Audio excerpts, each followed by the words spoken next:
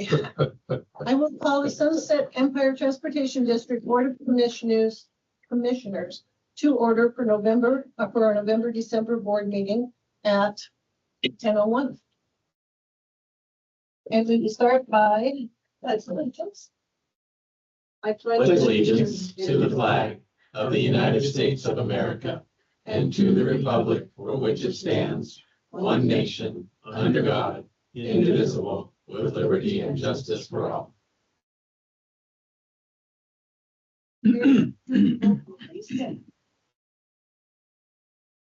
Commissioner Bushman? Yes. Commissioner Reed? Yes. Commissioner Wiki? Here. Commissioner Withers? Yes. Yes. Commissioner Alegria? Here. Commissioner McDonald? Yes. Commissioner Romero? Yes. All right. Number 4 on agenda. And I think we have 2 changes. And we'll add the first one to 10E, and that's the SDAO conference information. And then 10F will be the hiring of an interim executive director. And I would entertain a motion to change. I will so move that we make those changes. Thank you, Tracy. Second. Rebecca seconds. Any other discussion?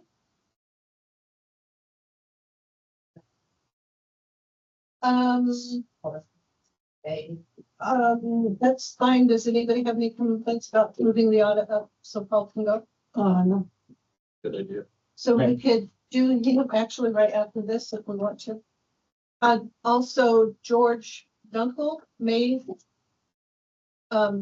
join us. If he does appear, we'll move him in also so that, because he's on vacation, so. Again? The man goes on vacation. It's his job to be on vacation. Mary, do we need an amended motion to move things around? I don't think so. Okay. All right, could I do a roll call vote? Yeah, sure. Okay, so we're doing the audit, SDAO conference information and hiring of the executive director, and hiring of the interim executive director and maybe a George. Yes. So can I put George at just anywhere? Is that what you're gonna do? Yeah. Okay. Okay. We've got him down for 9A, but if he comes in before we get to 9A. Okay. Okay. Is there a discussion about that to be added to the agenda? Discussion of who? How? What's the goal? The speaker thing? Yeah. No. Okay, one today. Okay. One of them. Okay. Commissioner Bush-Schmidt? Yes. Commissioner Reed? Yes. Commissioner Lewicki? Yes. Commissioner Withers? Yeah. Yeah. Oh, Commissioner Alegria? Yes. Commissioner McDonald? Yes. And Commissioner Romero? Yes. All right, thank you. Thank you, Mary. Okay, we'll do comments from the public and then we'll go to Paul. Any comments? Nobody here? Nobody there? Okay. We will go ahead and let Paul do his. All right, thank you. Pleasure to be here again. Pam, I can call you Pam, right? Or Pamela? You can do either one, just do He was just asking me why I didn't wear red, and I'll have to tell you a story about that. I was working on the city of Cannon Beach side, maybe 2 months ago. I had this solid red shirt with the Isla logo here. And 2 people at City Hall said, that's a very aggressive shirt. Well, you shouldn't be wearing red. I'm sorry. The shirt stays in the closet now. Now, maybe here I can wear it, but I couldn't wear it there. That's Cannon Beach. Oh, City of Cannon Beach, yeah. What about that, Charles? I'm sorry, I did not hear the joke. Did I miss the joke? No, we were just wearing of red in Cannon Beach. At least at City Hall, they gave me grief over that. We good, right? We good. So you've had copies of the audit report. I hope you had a chance to review them. I'll ask you first of all, any questions? First question, I know Kelly's already asked me about that. The front of the report, I do have to change one thing, but board of directors and the executive directors as of the date of the So that has to be a date of the report, so we're gonna change it to interim director and put Craig. Paul, Paul was. Paul was interim director. And, Sorry, and Paul, sorry. Paul, I found one more, and I might be wrong about this, but on page 1, under the independent auditors report, under opinions, it says June 30th, 2022. No, I need to be changed. Okay, I'm about to get hold of my proofer and check on that. okay, those, I Yeah, did find those two, so that was, That okay. absolutely needs to change. So. Any other questions? He's gonna be sorry. Thank you for your due diligence, sir. Yeah, go ahead. Okay. I'll do the page numbers of the report, not out. I might come over here with Kelly so I can see what's going on with the report. This is just trivial, page 1. What is tribe? We are required under basis for opinions, we are required to be independent of the tribe. That was another mistake, so. What is it? Independent of whom? Oh. Pardon? What happened here was somebody borrowed a paragraph from one of our tribal clients and dropped it in this opinion. Okay, not good. And this is changed. Well, these are basically drafts. It's a draft, This is yeah. the it's a draft, yeah. This is the draft. Okay. The numbers are the numbers. Yeah. And the verbiage. It's a draft for one, obviously I didn't give very good proofing, and two, I have to have a technical review of the job, and he might have caught this. It was hard to get anybody to do a technical review last week. There was some holiday last week, so he has not done that. Okay. And this is probably for whoever knows it. Does Sunset own the building or not? So you have capital I think asset. he owned the building. We own the building. There's some uncertainty about that. No, I think so. So do you have any document that says that?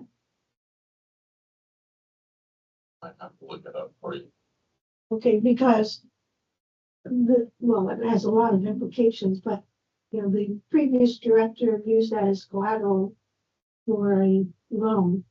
Then it was asked again, could he use the, building as collateral for it? She went to the bank and they said, no.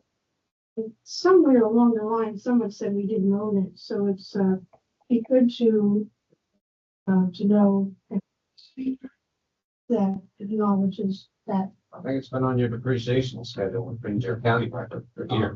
Well, I know there is, okay, so I'm just, You do. okay.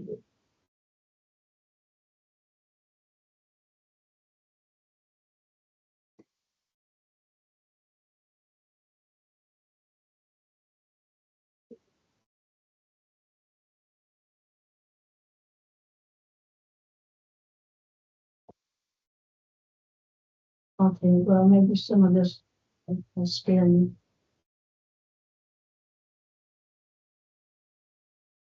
So I was just wondering if maybe this is just for our benefit on page 13 about, and it would be the second paragraph from the bottom about local government investment board. LJP? Right. And then should there be certain amount that we say, well, maybe we don't have it.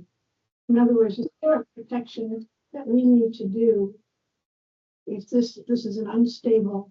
LJ, according to the state statutes, LJP is not subject to like banks, which is the FDIC regulations. There's no insurance required for LJP.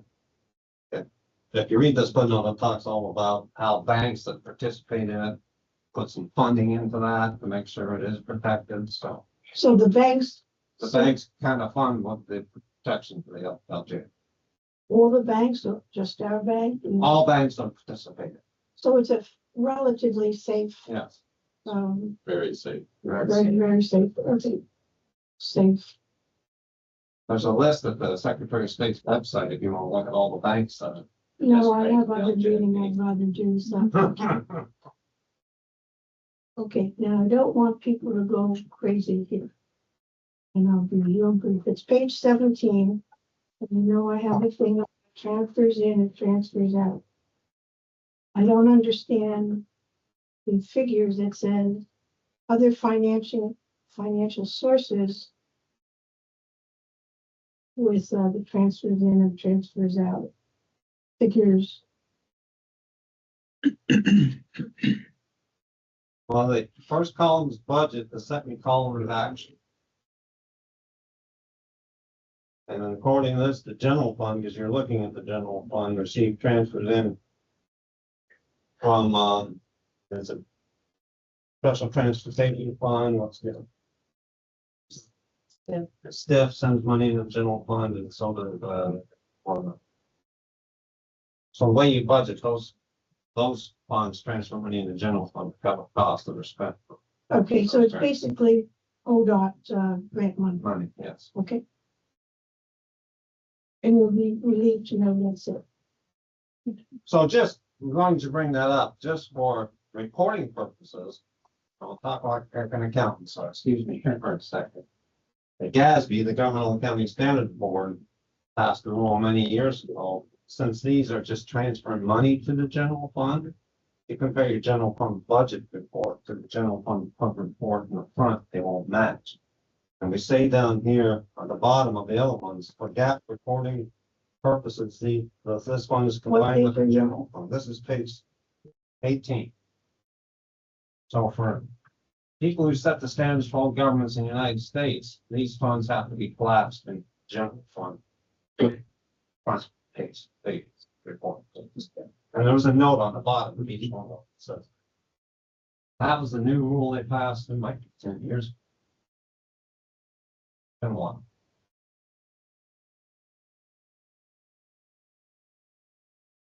I'll have that. I've been doing my proof.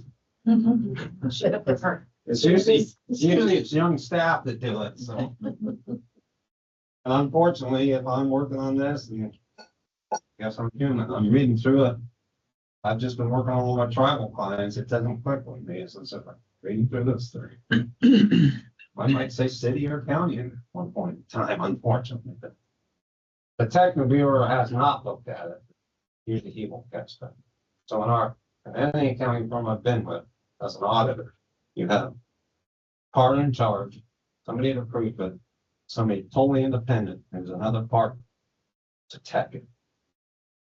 And make sure he agrees with everything. So, he's such a good tech, I imagine he got that. I knew you wanted it here, and then, so we got it up. We appreciate it. Well, Yeah. Any other questions?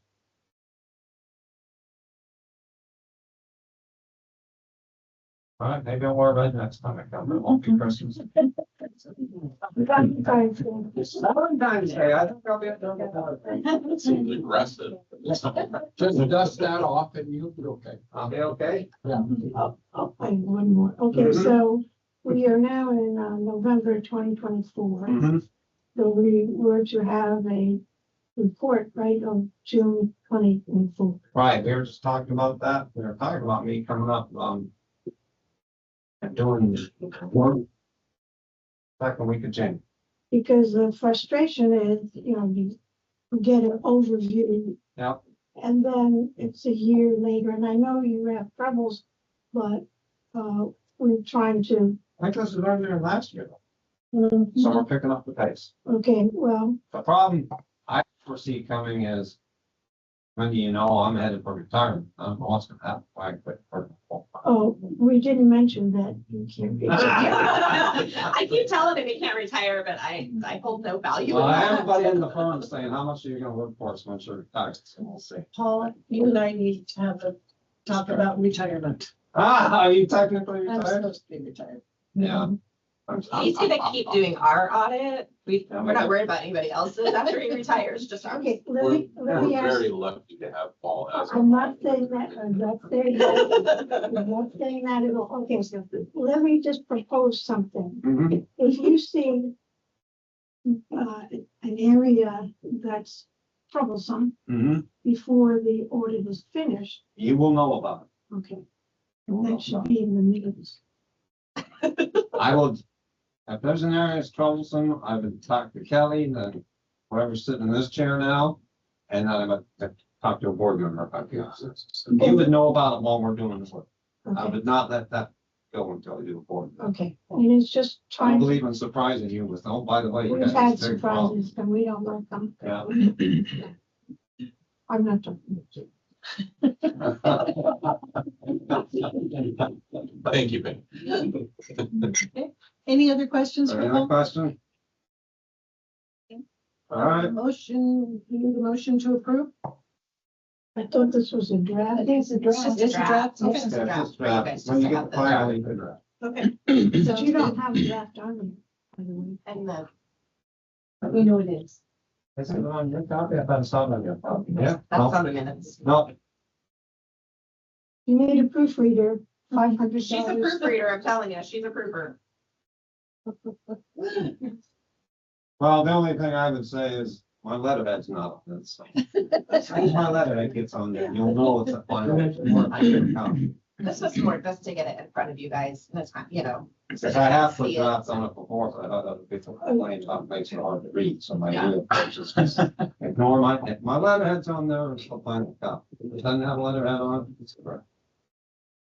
Well, I wouldn't do Anything else? Thank you, Paul. Thank Thank you. you. Thanks, Paul. Thank you, Paul. Safe travels home. All right, thanks. Merry Christmas. Oh, Merry Christmas. Yeah.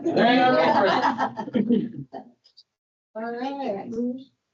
We will move on to minutes, the approval of October minutes. Mary? I should have called you with this and I just kind of got busy. Okay. Under roll call, you have Tracy as vice chair. Okay. And it's Rebecca. Yes, it is. And you have Pamela still as treasurer. Okay, I So I know, I know that's what she did. Thank you. I'll correct those. Very sorry. I know, and I was gonna call you with that, and I just didn't, I'm sorry. Can I move to, accept the minutes, last, please? Okay, Tracy has made the motion to accept the minutes with those changes, and Guillermo has seconded it. Is there any other discussion on the minutes? Pamela? Okay,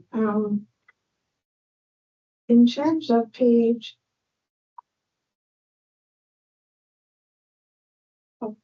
page 7, and it's a discussion right at the bottom of the page. I don't think, it says this is what I supposedly have said. I inspected the division versus employees. I think separation would be a better word, you know, in terms of separation of responsibilities. Okay. So that's there, and you misspelled my name. There? No, in the big paragraph. Just do search with 2 L's. It was really hard to hear this part. I could barely hear it in the recording. No, but I don't want them. Yeah. Being recorded that I think there's a struggle. Division is used for it. Any other discussion? All in favor of approving the minutes with the questions, say aye. All right. Any-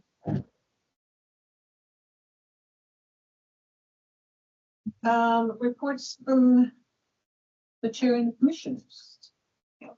I don't really have a report. I thought I did, and then I don't think I do, so sorry. Make it fast. We'll start with Tracy. Okay. So this, I just want to explain this. This has been, an item that I've had, wherever I work in my working career. Started in Lincoln City, with Pacific Power. And, it was, one of my church ladies paid it for me. So, because we were also in a budget crunch that year, and so we decided that, so it goes wherever that is. It's traveled a lot of miles. It was in the Schwanstruck And so anyway, so and it's been at Home Depot. So anyway, I thought I would lend it to the front desk up here and let them be the stewards of it for this season. Well, thank you, Tracy. Thank you, Tracy. Yeah, the traveling Christmas tree, I like that. He's got a hole where I think, yeah, right here. I tried to put a Homer in there. I think created a hole. So, Homer would do that. yeah, Homer's that kind of thing. So, anyway. And I also attended the conference at the transportation conference and OTA one? the OTA. And I have a few extra items that I have them. Would you take one and pass it down, sir? Pass it around to the board members, please. Pretzels. I knew something was up when I saw Tracy back in his car. Moving in routes. This is, for you, Matt, when you have stress. For me. Madam Chair. Yeah. Thank you. And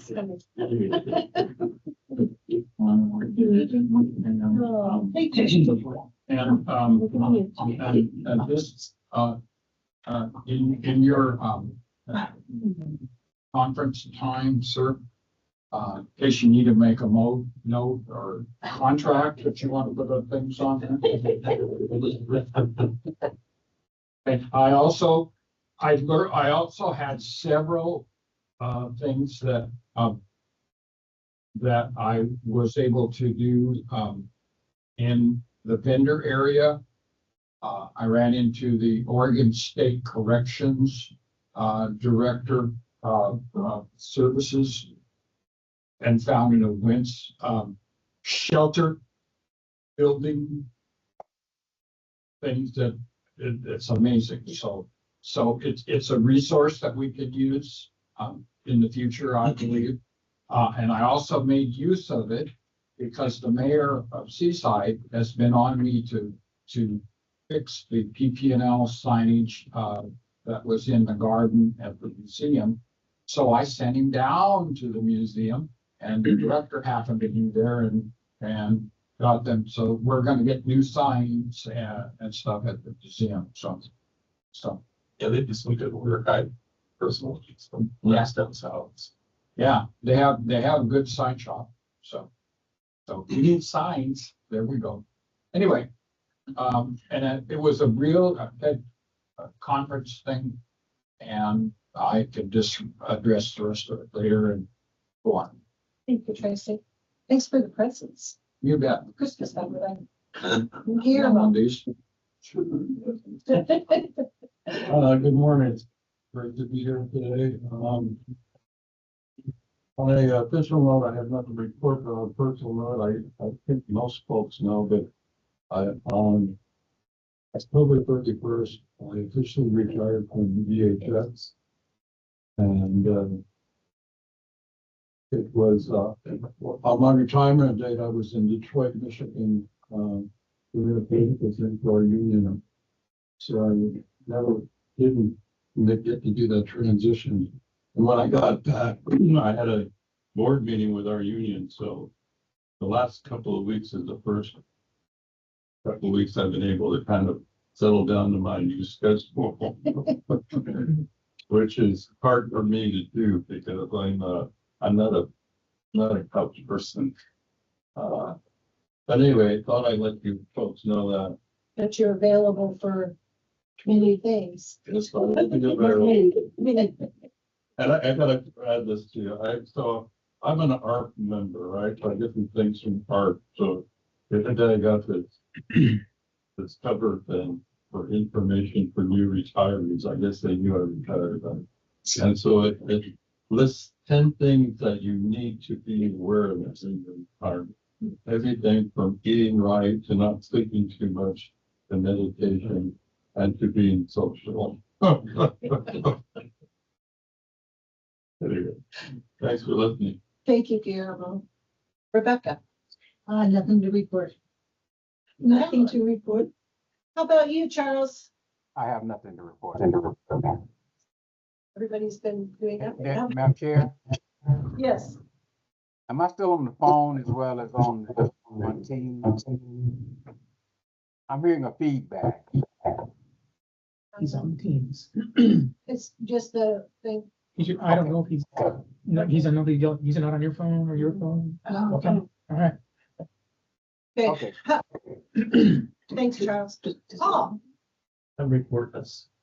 you're reportless too. Okay. All right. That takes care of that. Financial reports. Kelly. Good morning. I'm not reportless.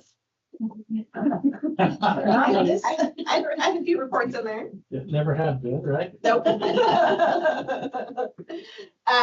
We submitted our reimbursements and turnaround time was super quick again. So that was really nice. We got those November 25th.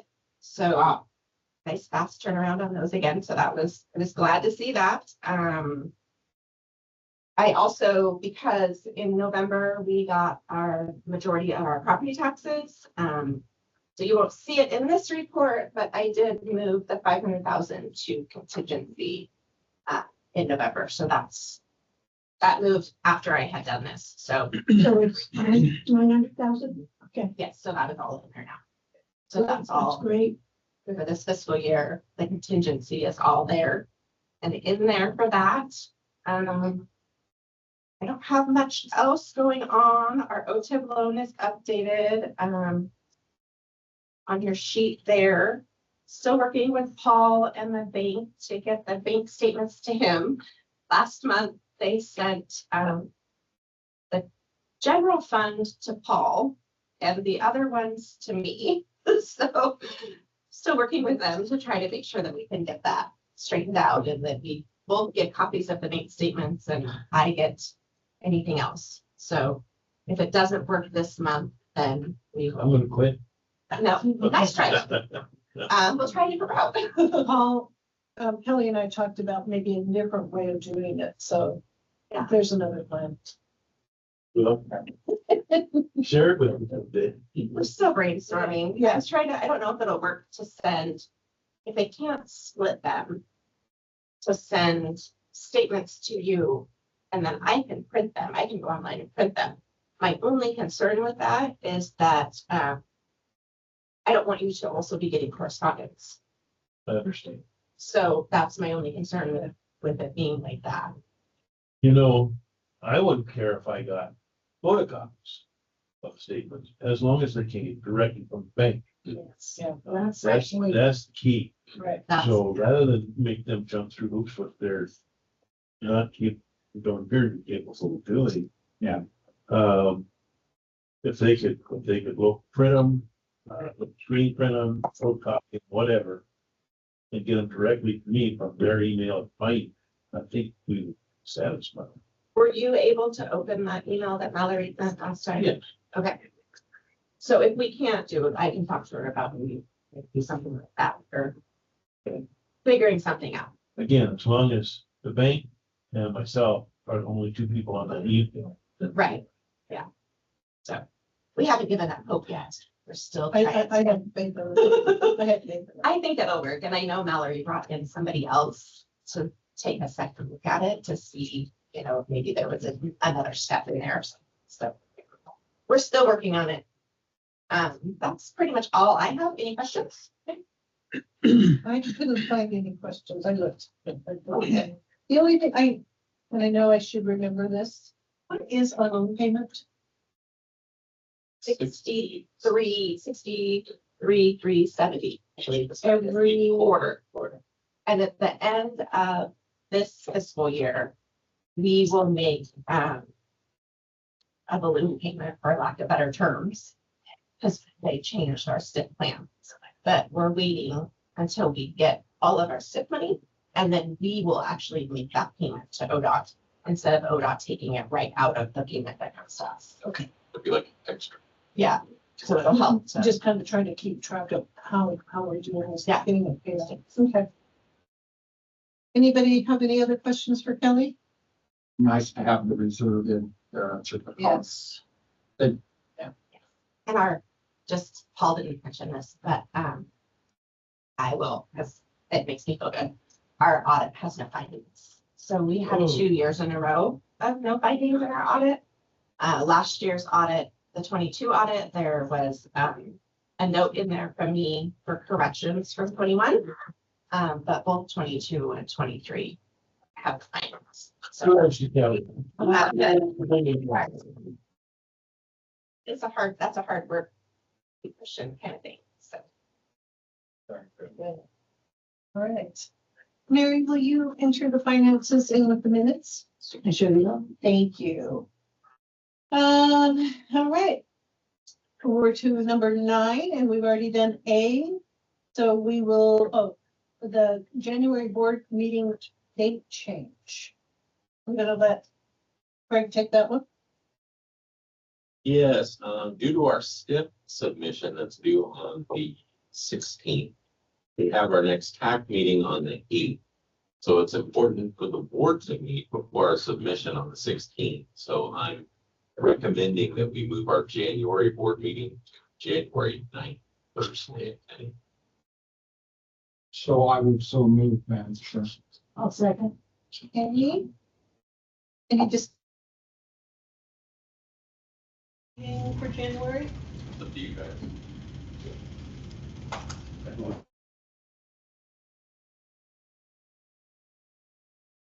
Go ahead. There will be no, there would be no December financials in that meeting. November financials would be in there, but you wouldn't have December financials. It's too early in the month. Okay. We could do those in February. So yeah, you get those in February. At February's meeting, we had December and January. So just a heads up there for you. Should I do it? I think we can just, Rebecca, Question, comment. How, so that does kind of set us back for reviewing the financials by a month. Right? So we wouldn't see them till February. Is there In December, you way would to kind of check, to have somebody check on those or? So it kind of ends up being the same as when we would not do a November, December, and we would meet in January.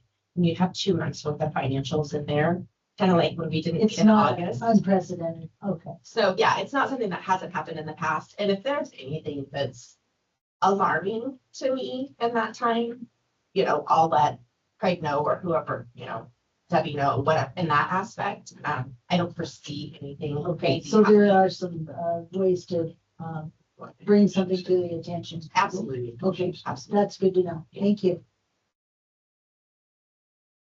address, we can always do a special meeting if we need to. I know Mary loves to do special meetings. Could you clarify the date again, just for that? January 9th at 10 a.m. Put it in my phone. Okay. It'll remind. All in favor of moving the January meeting to January 9th at 10 a.m., say aye. Aye. Anybody opposed? Okay. That was easy. New business. We've done the audit.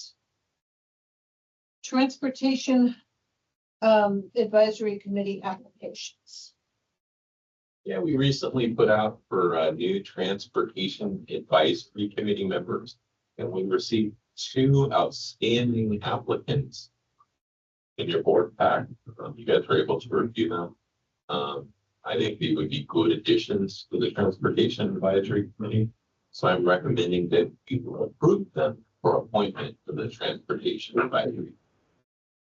Okay. Thank you. So we have Damon Edwards. Did I say that one right? Yes. And he has a big long one.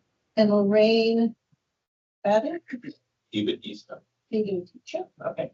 So folks really bad with names. What page are you on? Page 71 is the beginning of Damon's. And page 79 is Lorraine. I looked them over, they looked good to me, I really like, Damon has had a lot of travel experience and all kinds of stuff, he just kind of goes on and on, he does collaborate, He's been a traveler he's been a traveler. and he's been a longtime resident. Yeah, yeah, he lived in the seventies. A barber, yeah. Yeah. He was a barber. That year, they were very popular. It's a good head of hair. Yeah, I'd like to move to approve both of those applicants. Okay, my second, and Pamela seconds, any other discussion? Should we do a roll call on this one, Mary? Okay. Okay. Chair Bushnett, Yes. Commissioner Reed, Yes. Commissioner Wiki, Yes. Commissioner Withers, Yes. Yes.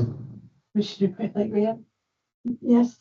Commissioner McDonald, Yes. Commissioner Romero. Yes. Motion passes. Okay, I did invite them to the meeting. They did get a order pack, so they were invited to appear if they want. So you know that. All right, thank you. And does that make our committee full? Oh, No. No, okay. These two. We did send another application out to somebody that might be interested, so. Mhm. All right, It went out. excuse me, how long are those terms? Yeah, 2 years, 2 years. 2 years. 2 years. And they're staggered also, are they supposed to be? Supposed to be. We're starting over, so hoping that some will come back and I've add 2 or 4, hopefully 4 new people to it. But yeah, okay. So we will have to stagger. All right. Okay, that puts us down to 10C. Micro transit pilot presentation. And that, I can get this right, is going to be by Jason and Jennifer. Give me a second here while I gotta share the screen. And we'll be ready to go.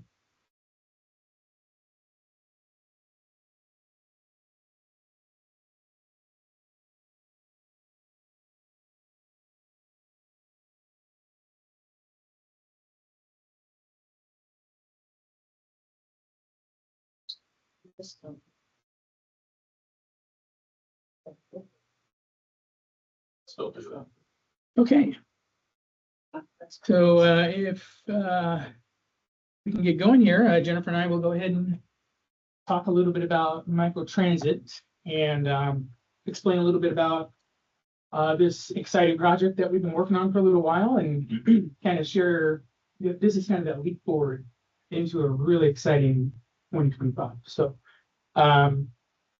first of all, what is microtransit? Really, what are we looking at? Why are we even talking about it?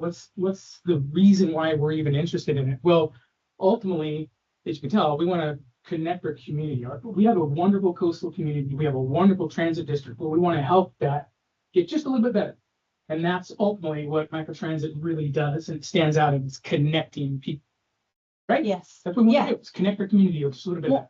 more than what we're doing right now. Yep. So, microtransit is a flexible, on-demand transit service. So remember when I did my presentation a few years ago? So this isn't new for Jason and I. This is something we've been, independently working on for many years. It's becoming a big thing in public transit. It's moving that direction. And so we've landed our opportunity to now pull our efforts together and put something together for our community following that change that's going on and how that works for our community. So it is flexible, it's on demand transit. Microtransit uses smart technology like apps and online access.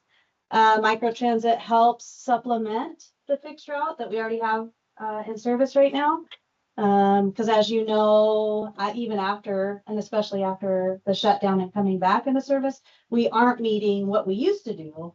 And then there are also other parts of our community that we have never reached or still reach or don't reach at all.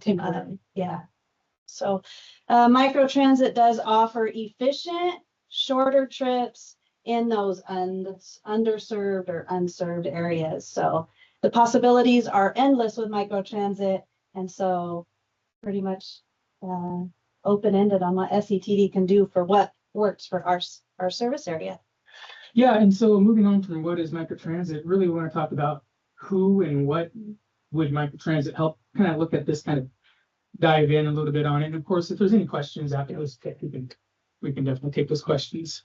But we'll go ahead and start here with the who and what, and why are they going to benefit from us bringing this new mode of transportation on? Yeah, so people in rural areas, that's where we are, outside the fixed route service that we temporarily or currently have. So like I said, we currently are not serving what we used to serve. We have layovers in 3 of our routes. Some of them don't even start, until after 8 a.m. Right. And end early. So this will be an extension on what we are currently doing and can help in those areas. And part of that extension, really moving on to, one of the major things that we want to do is help convince people that they can kind of put their car off to the side. That's really kind of, at least, that's my target. That's what I want to do, is convince people to not have to use their cars. Well, it's been hard to do that with just one standard fixed route. Well, we got the 15, the 20, and the 10. That's helped quite a bit. The microtransit will really be something where I could go out and sell the fact, hey, this vehicle is going to come up to your curb. It's going to pick you up. It's going to take you to your destination or drop you off the closest fixed route, whichever one is going to get you to where you need to go. So people who do not use cars, it's going to benefit them huge. Yeah. And that's a lot of the question, like, how can you reach the people that you're not already using, that's not already using that service? And that can reach the people that choose to use transit. Yes. Can I ask a question here?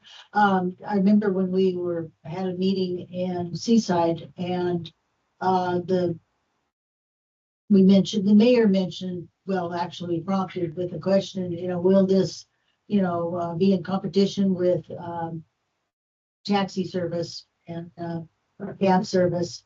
And he showed some concern for that. But is this a good time to talk about that? How that's going to be rolled out as just an enhancement?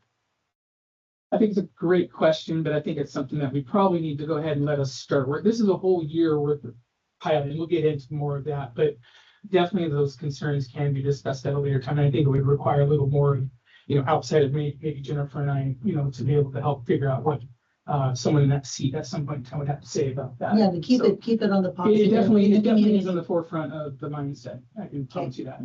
And I would just like to comment that when I ran for this position, the first, I discussed that with those folks in Jewel and Mrs. Samuelson and this principal and the school staff and all that. There's a need out there for continuity, and I realize 202 is a challenge, but it would really benefit a lot of people out there. Right. Yes. We do speak, Jennifer and I talk every day about this, and we do come across those questions and those thoughts, and we have really bounding ideas about for this.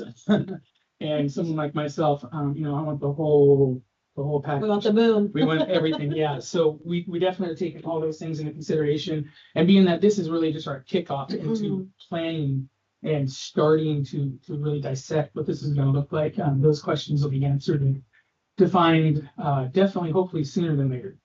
One thing that we look at right now, we got people who cannot access the system. It kind of goes hand in hand with people who don't use a car, but there's a whole population out there, a massive percentage of individuals out there, roughly right around 10 to maybe 12%, if you look at current census, that have no access to public transportation. And the reason why we kind of are concerned about that is because, well, a taxi ride will cost them $15 to $20 one way. This will help those people who, cannot access the system, especially older adults, people with disabilities. Our public transit. Yep. This will help the youth. They'll gain independence. We have received quite a few phone calls from parents, family members on how are they going to get their youth to work. They want a job. Our current service, might get them there, but can't get them home, or vice versa.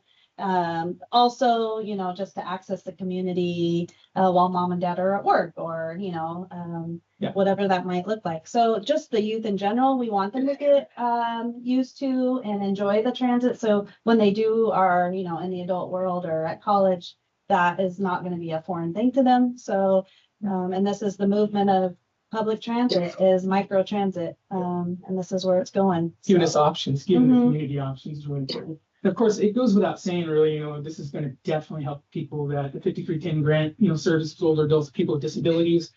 It's a real big challenge to look at someone and say, I need you to travel with your cane, walker, wheelchair, an eighth of a mile over a hill and unfinished pavement and sidewalks. And this gives us an opportunity to get closer to that. to without get having to the use fixed route. paratransit.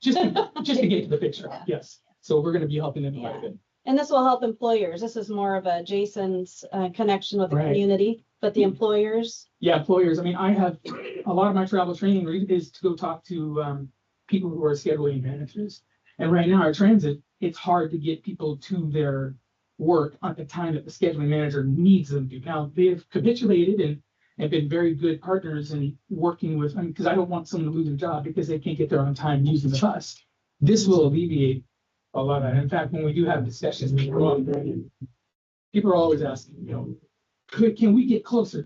How can we do it? And, you know, I want to tell them, oh, we've got microtransit coming. But that's what it will do. So it'll help our employers fill their shifts a lot more efficient. And then along with that, again, the students, the college, Clatsop College, Mertz, of course, Mertz is on our Route 10, but our fixed route right now doesn't help students a lot of times transfer from class to Mertz, and so they're relying on, you know, I'm not sure, you know, family and things to get them around, but microtransit can help with that. Their fixed schedule of classes to get to and from Mertz or to and from class and then to work. And so this can help more of them instead of their whole day just to transport on the fixed route. So this will benefit them. This will help the health of their lives in getting to and from class.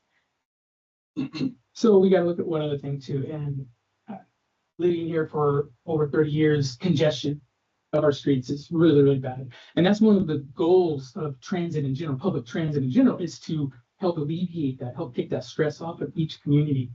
And it's hard to do with ours for a variety of reasons. We are making slight impacts, but microtransit will help us now get more additional riders, either to the fixed route or just back and forth from A to B. But the cool thing is, though, is a microtransit, shared rides will be right at the front. We do everything we can to share rides so that we can take 6, 7 people in a vehicle rather than having to take single trips and just adding to that congestion. So I really look forward to probably halfway through the pilot program, being able to bring you guys some numbers and say, hey, you know, we probably took 2 or 3 vehicles off the road. Big goals. These are big goals for us. So people who work non-traditional shifts, this would help. I'm just going to keep going into the next one. It will decrease a rider's onboard time. A lot of the times they're having to transfer onto another route. They're on the bus for quite a while. And that would be the same probably on the paratransit, you know, on the bus for quite a while. So this can decrease the rider's onboard time. A rider will have more accessibility through same day ride requests. That's not something we've done currently with our on-demand service. This will free up what a rider needs to do today. They need to get a prescription. They need to go to their next class. They need, you know, these are things unscheduled in their lives, and we need to be more accessible to that. They'll make it a more appealing with the onboard app. They can schedule their own rides. These are things that will help them and what they need to do. And then all of these things, it'll increase the health of our community. Just going to the food bank, I was telling Jason yesterday, just going to the food bank on fixed route is almost impossible because they are given a 20-pound box of food. Around the holidays, they also got a 20-pound turkey. So how are we expecting them to get all the way, walk from the food bank all the way to fixed route, carry that, and then however far they have to walk to their house, walk up the stairs to their apartment? You know, these are things that are going to help the health of they're more prone to go to the food bank knowing it's going to be more accessible for them to get to and from. So before we move on to the next slide, just a real quick example, have personalized travel training. And ultimately, right now, what they're doing is taking roughly almost 6 hours to transport for 30-minute appointments in Astoria from Cannon Beach. This will, we're hoping cut that at least in half. So just imagine that having to take 6 hours just to achieve 30 minutes worth of community connection. And probably costs more because we have that 5 hour layover in Cannon Beach Seaside.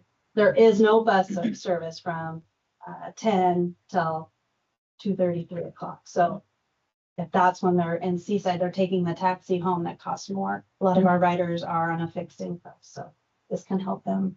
So where are we at today? So where we're sitting here talking, what are we doing today? Jennifer, go ahead and give you the first one there. So we have started the pilot program. There might not be any wheels, tires on the road right now, but a lot of the big piece of it is just the behind the scenes, getting it going. How are we going to do this? We have like the moon and we want to do all these things, but what can we do today? So that's what Jason and I have been working on for, yeah. And trying to like, no, we can't do that yet. Yep. How should we do this? So trying to, what's our top 10 things we need to get going? Right. And how should we start this? So we have started the pilot program. We've also started now, one thing that we're trying to do, we're trying to make this program not just be dependent on one source of revenue. Okay, we want to make sure that our local communities, the ones who ask us, what can you guys do to help us get my patient, get my worker to where I need to go? We want to make sure that we engage with them directly to help discuss how they can help us keep the system on the road. And of course, that would be financially. So that's some stuff that we've been working on, and definitely developing that list to go talk to those people, but being in discussion with some of them as well. It's been pretty neat. Because before we even really got serious about this, we had phone calls from stakeholders, the college, employers. What can we do? Because no matter how perfect your system is going to be, it still doesn't meet the needs. So, and saying, being able to call them back and say, well, here we go. This is what we have. And you could, help. We started engaging with potential riders. So again, this is going to be a very controlled pilot. It's not just going to, come one, come all, everybody. It is a very controlled. So we have an idea of how many people we want to start with in the beginning of the year and how many we'll end with at the end and how many rides they'll be able to schedule, because we've got to have it controlled so that we don't overwhelm our system and our staff. So. And then, of course, recently, and you'll see that coming up actually in your board packet, I think you have something to approve that results in that $50,000 that we were awarded from Providence. We were in discussion. We had several meetings with them, described, what microtransit is, how it could help them. To be clear, they are not paying us to develop a program for them. They just want to help start up this community program that will definitely benefit them down the road. Yes. So, Yeah. So what will 2025 look like? I know it's a long year that we got to look through, but really, I think it's going to be really exciting. Jennifer and I are going to have a whole lot of fun with it. And we hope to definitely engage with you quite a bit on it. Yeah. So again, the pilot start. So we'll physically be putting tires on the road, the pilot destination. So we've chosen to start in Seaside in that block of time that we don't have any public transit in there. So 9 to 3-ish, Seaside to Cannon Beach. It will be, that's where, the zone will be. So they can call and get a ride scheduled for that area and or connect them to the 101 so that we can still get them from Cannon Beach to the 101 and they can still move along through the community. And then the link, so yeah, we said 1 year. So it's all fluid. Everything's fluid with microtransit, but I think in 2025, you're going to see us asking you all as well, too. If you know other entities out there, other potential partners that we might have missed, but 2025, we'll be going through there. We're going to be talking to people. We're going to be talking to organizations. We'll be talking to other, public, service entities and so forth, just to kind of help us ensure that we have a really good, solid revenue stream. So that's what we'll be doing. Yes. I think that's a very good idea. I would like to see that, opportunities for the public to provide input. Oh, absolutely. Yeah, that will be a key So component. it's something that we will, all work on here together to make that happen, because we're only a few people. Like you said, you want our feedback. Well, Yeah. it's the general public's Absolutely. really, is where those services are needed. And also, as per funding, how are you gonna approach, how this will be funded and just, Well, we're all, asking for any big details, but yeah, that should be a part of your plan, Yeah, is it's- how you're gonna do that. Right. And how you'll know how much it will cost. Yeah, those are all things that we're efforting right now, trying to ensure that we're accurate on those numbers, and definitely as we speak with other partner potentials, those discussions are having. Kelly's integral in that, ensuring that we, at least, Kelly had nothing to do. well, at least you can tell us we have some money, and so, the whole goal is to ensure that throughout the year, you'll see definitely many public, outings. We hope to have at least one public, meeting once every quarter at least, giving every city an opportunity to see hopefully a, revamped version of what you're seeing now and answer questions from the community. So public input is going to be incredibly important to ensuring, that we get started correctly. So, exactly. was wondering, perhaps the Department of Environmental Protection, I don't know, EPA, in terms of reducing vehicle miles traveled, which is one of the state goals, and reducing air pollution. And if they can be a partner in that. perfect. Yeah. Yeah, we'll sign them up. You get to talk about my favorite part of this whole thing. The refinement and rapid iteration is kind of all the things, all the questions. This is why I think it's going to change day to day based on service day, service time, people, where we can and can't go, the internal changes because of how we schedule. We're not gonna pigeonhole ourselves and do one small. We're open to knowing that we're going to be changing because that didn't work, but we could do this, and so that's refinement and rapid iteration as the year goes on, and how much more we can handle. The next one's definitely not as exciting, but we're going to be spending all of 25 working on policies and procedures and so forth and guidelines.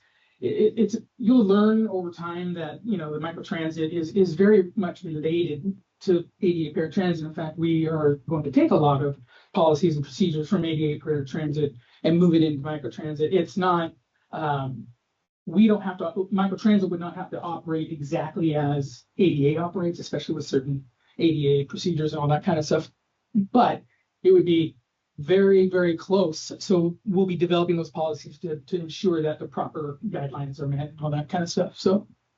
Yeah, and then with that, we'll also be doing a lot of training and validation with the staff and our pilot participants. And so encouragement, validation, the training is going to be, a part of that rapid iteration, like, we need to include this, and how did your ride go? We should train, the other riders on what that one learned and taught us. And so definitely training and validation, what we learned in the scheduling department. Or great, this is going awesome. We shared all three of these guys together and it all worked great. And so it's going to be a lot. Mm-hmm. So what will 2025 not look like? What will NT look like when we're fully operational? And we'll just get through this pretty quickly. First of all, I'm going to say that I think it's innovative. It's going to be a lot of fun. Yes. And it's going to be something that as we get going, it could seem familiar, but it will be like, wow to you. And we really hope that when we get this going fully operational, that you'll all be one of the first passengers out there. It's going to be adaptive to what the community needs. So as it was already stressed, by board, that is one of our biggest goals, is that we need to be adaptive to what the community wants, because this is them that have to and get to and choose to ride with us. And we want to reach the people who can't currently reach the system, that maybe currently choose not to because of the service that's currently out there. So we want to reach their needs. Technology will work side by side with proven operation. We're already doing ADA paratransit. This is just going to kind of go alongside of it, kind of relieve some of that ADA service that's out there, paratransit service that's available. We want to leave room open for the people and those that really, really need the extra assistance with ADA paratransit and open up the doors for microtransit for those that can use it. And then more of the community will be served by having Very microtransit as a third, fourth, fifth option. So that's kind of the end of our presentation. If you have any questions, definitely we can answer them. But really, it just kind of, what are some of these things, microtransit, we're unlocking new horizons, for people. I think, when you deal with people who have not been able to get to the fixed route, who are really looking to access their community, some of them are desperately trying to access their community. This is going to give them that opportunity to do that and to explore more of the horizons for them. And it's not just a ride anymore, right, Jennifer? Right. It's the veterans, when we used to serve the veterans, some of the biggest comments that we got from them was like, it wasn't the appointment you took me to, it was the conversation I got to have with John. And they enjoyed that more. Again, accessing their community. And it's what you want to do, right? It's your journey, but it's our mission. So, we care about what they're going to need. We're going to care about what you want to do, and we're going to get you there. And then, of course, go places with SETD microtransit. We want people to understand that this service can access your community, go places, and then and then we're reconnecting people, cool. When you do that intimate ride with a driver and maybe 3 or 4 other people, we have a lot of community members that have lived here probably either their whole lives or their whole adult lives. They used to work together. They used to, bump shoulder to shoulder at local grocery stores. And now that they're maybe older, can't access services as much. And then they're getting on our curb to curb service and they're like, oh my goodness, Sally, I haven't seen you in 30 years. More so we can do that on that microtransit because they may not be qualified for ADA paratransit.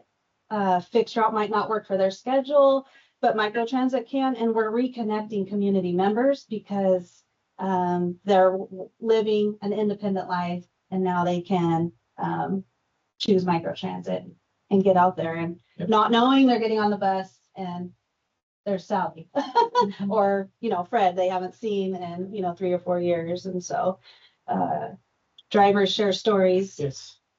Yeah. Okay, you're adding quality of life to the first mile, last mile. That's exactly right. That's a great way to put it. Yep. So is this all inclusive of the community or just ADA?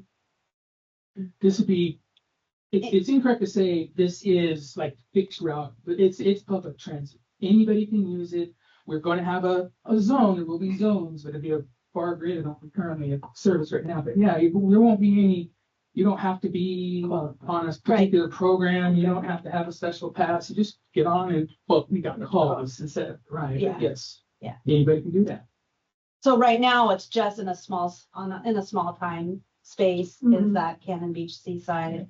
So if you want a ride in that area, doesn't mean you don't have to live there, but I just need my ride between, Safeway and Cinema. Yeah, we schedule call and it's not fixed or confined to certain criteria. Because sometimes with employees trying to get on time, one bus route, 10 minutes late, and employers don't care how you get there. It's this long. So they may be lost or potential. And that's why we want to, right. And that's why we want to also allow same day. We don't allow same day ride requests in paratransit.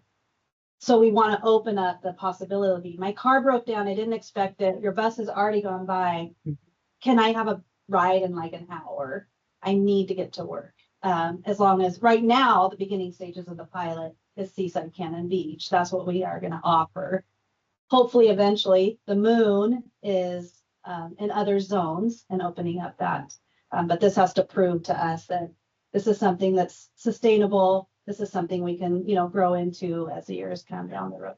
So how would you, you talk about change, which obviously there could be changes. So how do you notify the passengers so you don't get them irate in terms of if Phone calls, so, emails, texts. in other words, if you're explaining to potential riders, this is a pilot program, call us. Oh, yeah, that's part of the training. Yeah. Right now, we have 25 people. We don't have all of them named right now, but we will have 25 people we're gonna work with. 5 in the very beginning, and then move into the 25 people. And we will have in-classroom training. This is how you schedule a ride. This is where you can go, you know, the community where area.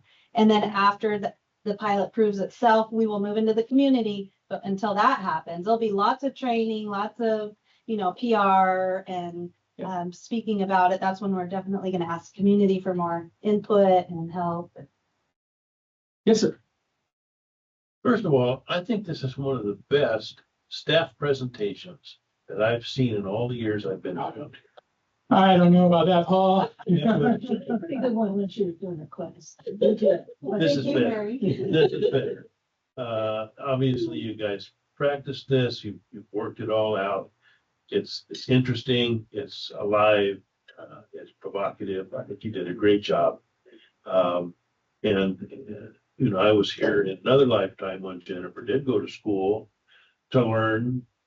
Actually, that was your project, was to develop a micro transit project. I just had a couple of quick questions. Yes. Are you going to use EcoLane for dispatching? Yes. Okay, so that's software that we already own, that we're already comfortable with. Yes. And the other thing is, I'm going to suggest it would be helpful to the board if you would present us a metric each month that would be relatable to us. And I would suggest something like service hours, microtransit service hours. And at some point in the not too distant future, equate that with microtransit ridership. And then we'll be able to see the return on the investment, and we can relate the costs to service hours.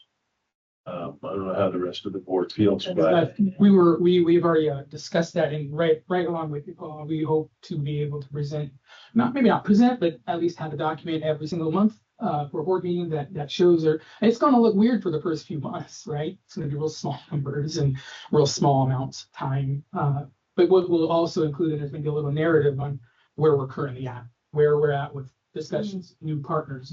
We'll do that stuff. So great. Yeah. Thank you. Good job. Good job. Thank you, guys. So Pam, I think I had my hand up Oh, before you. I'll let you See guys me, discuss I was that. behind you. Great job. This is exciting. It's gonna really fill in, the blanks, for our service. I agree. We need to know each month how you're doing. I also hope that we have with the community outreach to do some, PR as well, so that, people, everybody knows what we're up to. Yeah. The community, the larger community, because then that's going to build more capacity and more understanding of what it is, and we have other people support it for us. Yeah. They'll do the PR for us as well. Absolutely. Right. So, Right. Yeah. Yeah. I got one question. How has your response been from the private sector in terms of supporting this concept? Obviously, you've got some support from Providence with a 50,000 grant. Have other entities in the private sector have offered to assist you? That's a good question. Let me try to answer it this way. So we're in the really early stages. After Providence, the only thing that I can share with you is through personal interaction with other services. Usually it's the schools right now, including CLATSIP. It is some businesses, especially big box stores, that I have gone in and helped work on schedules with. They're dying for this. I mean, they need it, they want it. And I don't tell them what we're doing. They're the ones that are telling me this. And in fact, we did do a survey a long time ago. I think it was almost a year or so ago. Yeah. We sent out that Yeah. survey, that one survey. And it was actually one of the top priorities of people so they would love it. And once it was described what it is, they love the idea and they want it. So I can't wait for Mary to start getting involved when we start including that section into the pilot program and stuff and getting the word out. There's just not a whole lot of public presence right now because it's a pilot. Mhm. And we're just starting that right now. It's very internal. But you will see it hit the road at some point in time, and then we'll start talking about it just a little bit more. Kim? Just with the Seaside Convention, since you're starting in Seaside, where there could be a relationship. Great idea. Yeah, right. Absolutely. Well, anyway, yes, ma'am. And I just say from my past in the outreach and with doing trip plans for people, heartache when you're trying to do a trip plan for someone that's in Cannon Beach and can't get up to college to take their classes and they can't get home on the routes we have now. They can't, missing classes, not being able to complete their degree because they can't get up there and they can't get home on our current situation. And talking with employers in Cannon Beach, huge influx, of course, of staff during the summertime, the hotels. And believe me, the hotel owners love their staff. And when you take our schedules in there and talk to them, they are so thankful that we have had service there. Our service now is much leaner, as you know, but they are willing to support their staff. They support them. It's very moving. They support them with all their heart. A really good place to present this and then ask them to help because they will. They will. And that's part of that shooting for the moon. We're hoping for Yeah. carpools. Yep. The employer would set up a carpool. Can you pick up all my employees and just drive them? You know, those are some of those shoot the moon. Okay, well, we gotta put ourselves back, like keep it controlled, but all these ideas, and that's So- one of the big ones. To finish this up, I want to thank all of you because the questions that you're asking encourages us because we know you're listening. We know that you want to be involved and you care. We love our community and we love transit. Right. Yeah, yeah, Okay, good. Okay, I just want to make sure. So we love transit and we can't think of a better way to pair those two things together than this program. So thank you for your support. If you have questions, funnel those questions through. Okay, so Kelly, funnel those questions through to whoever is going to be the new director, and we will make sure that we answer them appropriately for you. Look forward to your monthly updates on them and so Yes. forth. And definitely, please, if there are things that we're missing or you think of, please let us know. When are you planning to start Wheels on the Ground going? I don't have an answer for that one. We just can't have that answer right now. As a matter of fact, there might be something that happens today regarding the Mighty Providence that might help us make that a little more dialed in. We're just waiting to see when that actually comes in. So we're also looking at staffing too as well. Yes. Say, are you looking at new drivers? Are you looking at new vehicles? No new yet. Yeah, that's all that rapid Cost iteration, program. and moving, Moving moving forward. forward. Forward is kind of where my mind goes. Yeah. There's a grant. We're melding it into the paratransit. There is no extra that we're doing. It's just whatever paratransit's doing right now. Shared rides while the driver's in Seaside already anyways. And You're they're planning riding shared. to use paratransit drivers and time at this point to do the microtransit? Because it is a curb to curb. Yes. Yeah, so paratransit is very similar to microtransit. So right now, in order to get the pilot rolling, we had to go with what we currently have. So there, at this moment, right now, we don't have plans for next month to purchase any new vehicles or to hire any new drivers. We want to get through phase one. We didn't talk too much about our phases, but we got 5 phases. And we have the first 2 phases of our pilot. Phase 1 is really ultimately using only paratransit staff and vehicles. And we're looking at just 1 day a week right now. Okay, that's what we're looking at. We're not looking at any, you probably won't see it, but we do need to talk in regards to coding and ensuring that you know where that money needs to come out of. Okay, so, and that's where, like I say, that once that $50,000 is a little more in the bank, then we can definitely talk a little more about that. So we're just trying, we wanted to get going as quickly as possible. And the only way we could do that was through the existing use of paratransit. Mind you, it's not going to be paratransit. It's not paratransit. Right, because paratransit, you have to have an application. Right, so when we utilize it for whatever time. This with that, this Right. is just a And general. honestly, it's actually Ride Assist, because Ride Assist does paratransit, dial-a-ride, Right. Medicaid. So it's already melded, it's already doing shared ride funding. So this will just be a 4th rider on the bus essentially. What I is mean, the we're already- cost to a rider? Right now, we don't really have that answer, but I know that between conversations with Craig, myself and Jennifer, we do not want this to be much higher than current fixed route. At this moment. We So- can't, So we gotta make sure that we because it understand isn't fixed. it is considered along that lines and closely related to our fixed route. So, but we are not saying that we're turning a closed eye to increase costs and potential of what it might look like for that service, being more premium or whatever. But those are things that we gotta discuss a little further. Have you looked at anybody else that has microtransit that you can pull off of and get some good ideas and some? Oh, Yeah, Yeah, for the last 3 years. Yes, that's all we do. Completely, yeah.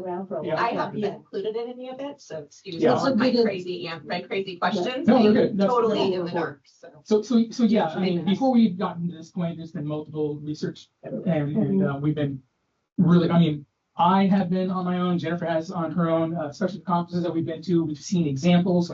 You got Florida, Miami-Dade, who actually does a really good job of this. They don't, you won't find it called microtransit everywhere. You'll call it on-demand. Yeah. Response services. So there are examples of that.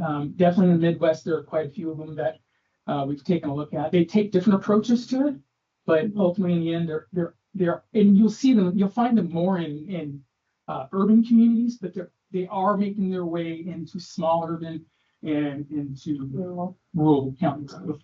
So Carlos, when we, and I could be wrong, when we shut down, was it ODOT or RLS that suggested we don't get stay for 2 years?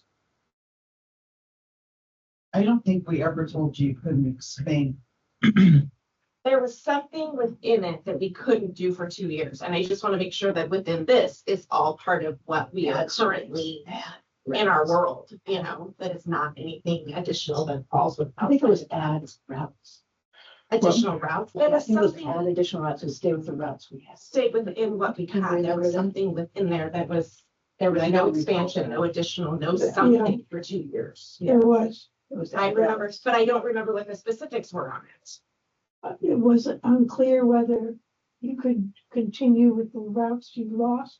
I mean, in other words, add routes that you had to curtail for a time period wasn't It wasn't very clear. right. And I could be wrong about this, but I think we could add routes that we already had, but we couldn't add anything brand. I just want to make sure that we're following within our world So and where it's- we're supposed to. And I believe that was in discussion with, RLS. with Northwest Trent, our inner city service, Point. that we couldn't, we were not to do that for the time period, or to relate to that. just Can I remember, we'll be make a in constant suggestion? communication with ODOT and any potential snags like that. We'll definitely be sure to look at. Kansas City has a really good program that kind of connects Independence and some areas around that region. Mhm. So it's kind of a regional connection. Yeah. And I believe that so means- you guys could look that up on the internet. Kansas City Metro. Rebecca? Yeah, can I make a suggestion that, that you've definitely inspired us, but, for questions and comments and suggestions, I would say that we, can field those to our new leaders on this endeavor. And then give us a chance to move on in our agenda. And have I agree. Kelly can look up and see exactly what that wording was to make sure we're not. I mean, and I don't want to put the brakes on you guys at all. Right. But we want to make sure we're not overstepping also. Absolutely. Could you not see a problem with doing the microtransit at all? Okay. Hey, we're a pilot. We got to remember that's the beautiful thing about pilots, right? You just start them, and we learned. So that's what we'll do. Yes. One other thing, how we put together the connector, and then that was a very long, arduous process. This is our own connector. This is SETD's connector. It's exactly the same process and goals. It's getting people connecting at the borders. We're connecting at the borders with Tillamook and Columbia County, but now we're connecting at our corners, at our intersections. We're getting people internally connected. It's wonderful. Agreed. Thank you very much. Thank you. Thank you. Thank you. This is such a. Service. Okay, we did kind of skip over the SDAO consulting contract. I was hoping that, George would chime in somewhere, but I'm not seeing that. So let's go back to 9A. And you want to hand out? Sorry. Pursuing things. I know, we got a lot of stuff. So everybody got this, but it was kind of, a little bit here and a little bit there. A couple things had to be changed. So this is, a more. Put the sheets together. You can receive two of them. Receive two of them in your pack. I'll give it to you. Here. So, Mary, is this in, Yeah. what's paid in your pack, there's been just a couple of, There's an addition. One couple addition. of, updated, like the dates were updated. Some of the dates below. That this one, I got that separate. It's in that package too. Okay. So what we need to do today is, make sure that we want to, and we talked about this at our last meeting, that we were going to go with the current job description, the one we had for Craig. So we'll use that job description. The timeline, the one that's in this packet that you just got, George did just a couple little fixes in that. So that's what that is. There's a little. Not very clear. You have semi-finalists notified, and I presume should be, not presume, it would make more sense that it's semi-finalists. It's just an outline. I mean, this isn't, it's just an outline. And a draft. It's a draft. Jason? I believe Charles had his hand up. I just want to Oh, ask. I'm sorry, Charles. Yeah, I don't know how to get noticed.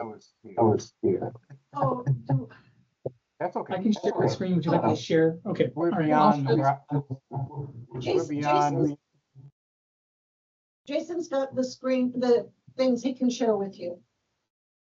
This is the you know, I addition. wasn't that, I was trying to comment on microtransit, but I can. Oh, I'm sorry. I'll just talk a lot next time.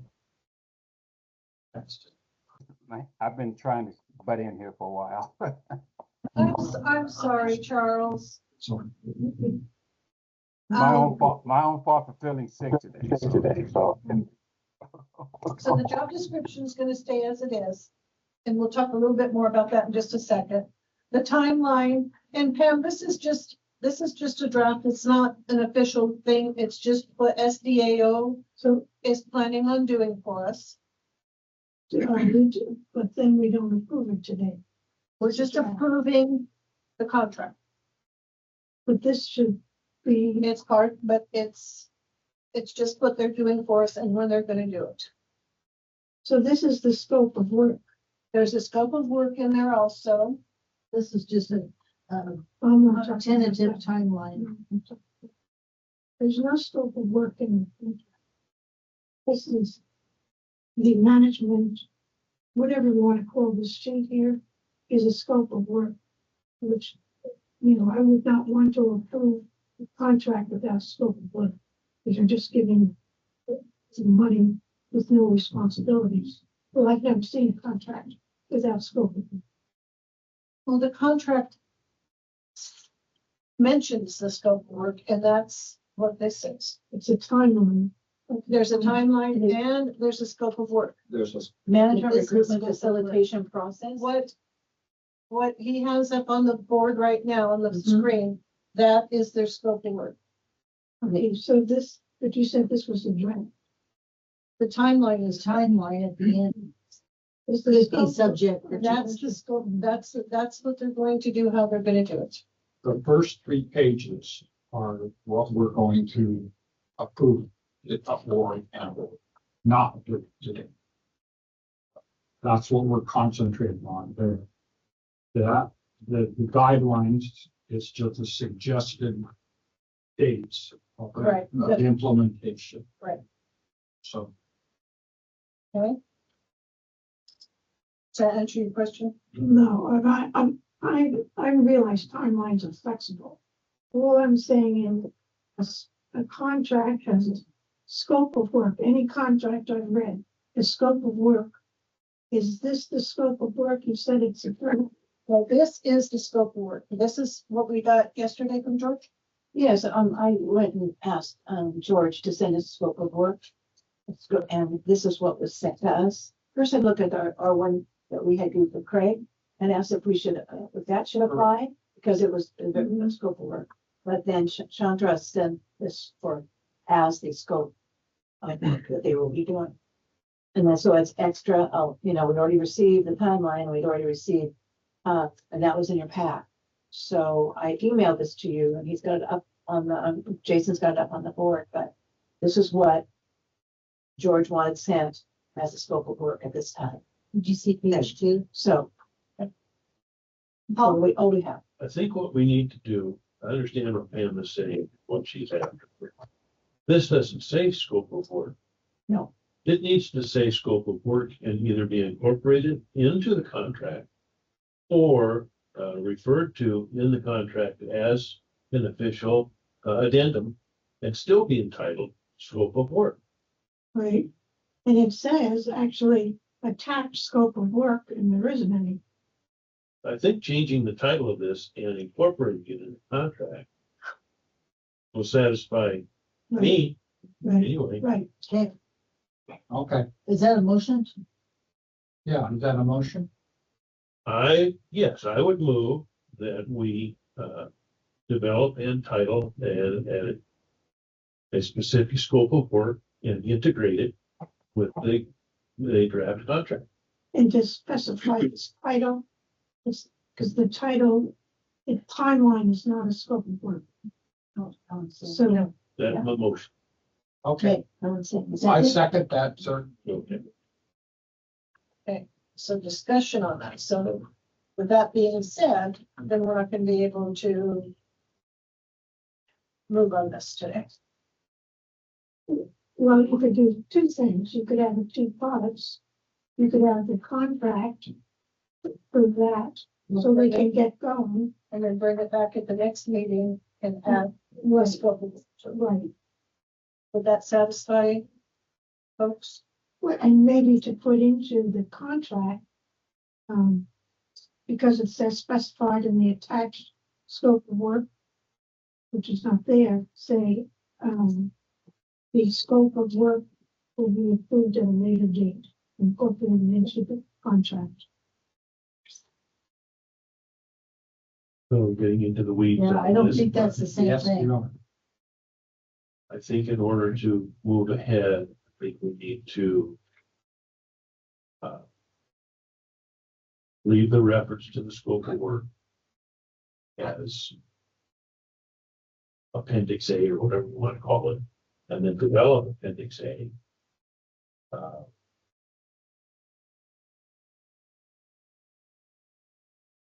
Approve the contract without seeing the appendix. If you don't have the answer. Hello? Charles? Yeah, I'd hate us to lose this time. I'd hate us to lose this time in the search process. Since we're not meeting again for another month. I don't want to lose any of the search process to get this done. Can we at least not slow up the search process with the idea we'll make the changes for the scope that we can agree upon next time, we can agree upon? Or do we do nothing until next year? We don't have a committee. Okay. Could we authorize the chair to approve the scope of work? We'll go ahead and approve the contract today and authorize the chair to approve the scope of work. I think so. I mean, if the scope of work is gonna be this, but it's gonna be retitled. Just It'll be an basically appendix just to the look at it. contract.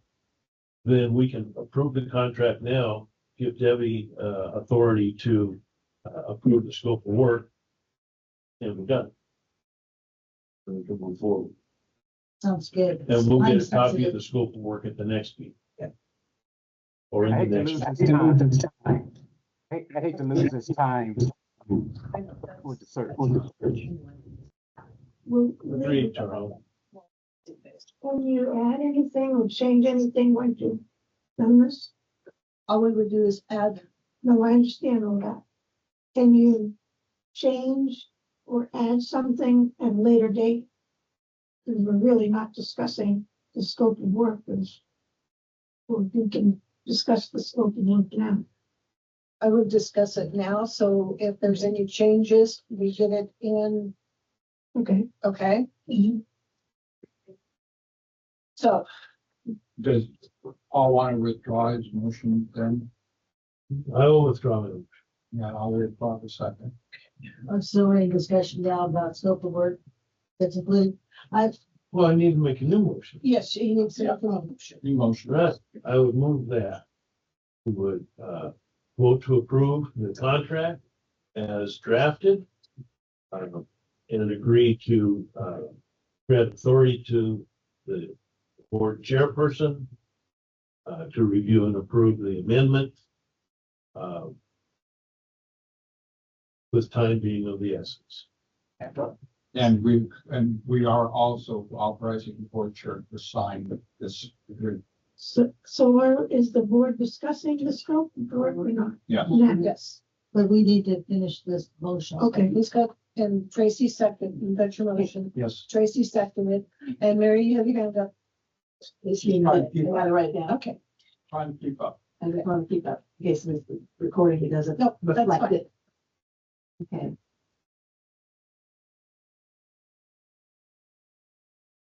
And chair sign. Okay, thank you. okay.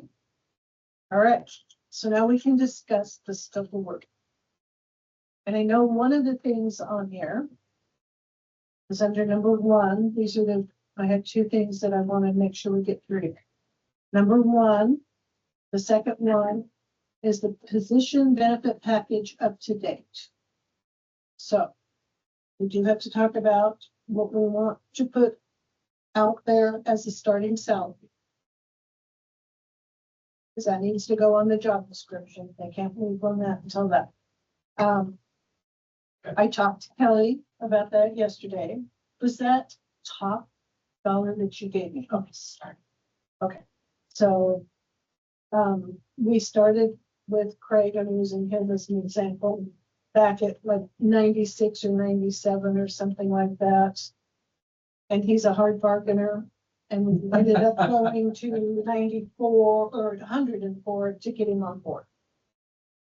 So we want to be careful because we need negotiating room, but we also need to make sure that we're offering enough to get people interested and kind of competitive with other counties or other transits.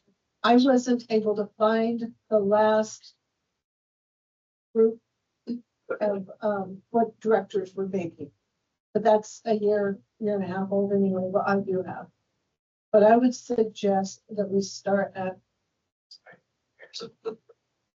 110. Craig's making 109 now. Yeah, whatever. Given the cost of living here, I highly recommend. Oh, Rebecca. I think the obligation there. Oh, excuse me. No, I was. Go ahead. I was thinking, oh, Where do you see it? question. I haven't had a question. Mine is a comment. I 110 works for me, and I'll tell you why, because for all the aforementioned reasons, you do need to be competitive. And I do recall that, we're kind of at the bottom, lower end of the salary range for, regional, folks. And, so I'd hate for us to shoot our foot by, undercutting. Tracy? As a previous board since the previous time that we did reviews, which would have been the year before with that grade, we had, as I recall, the ranges were really close to what we're proposing here. Yeah. So, okay, so I'm gonna agree. Okay, Mary, you know Robert's rules. We've got a motion on the table.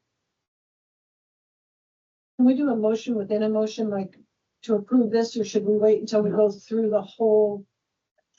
Other not on this subject. So at this point, everybody pretty much in agreement with 110? I think so. Yeah. Cause. Oops. Am I, And want me then to, am I doing the vote? No, Not yet. let's do consensus. consensus? Yeah. Okay. Okay. Okay. Is this, but this isn't all we've got on this, right? Okay, so my next one, right below that, determine travel reimbursement for candidates. So we have candidates that come from out of the area to do the interviews. And last time we paid up to $1,000 of their travel to get here. If they wanted, I don't know if you took that, did you? But I think Miles did. I So, tried to get that. so do we want to go with the same travel? Setting a cap on it. Yeah. I agree. Is that good? I- Okay, we need to go, I'm sorry, we do need to go back to, the first one too. Because it says benefit package, so it's not just his wages. I would say the 110,000 start there. Is And then the same benefit package that Craig has now, which is 500 into his retirement every month and health insurance. I agree with that. And his spouse, so his insurance and his spouse is paid by the district.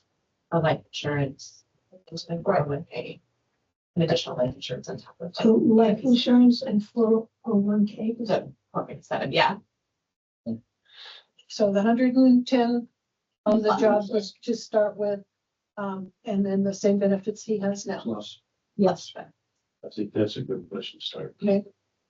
And in terms of, what was written in Craig's contract is that to have a written resignation.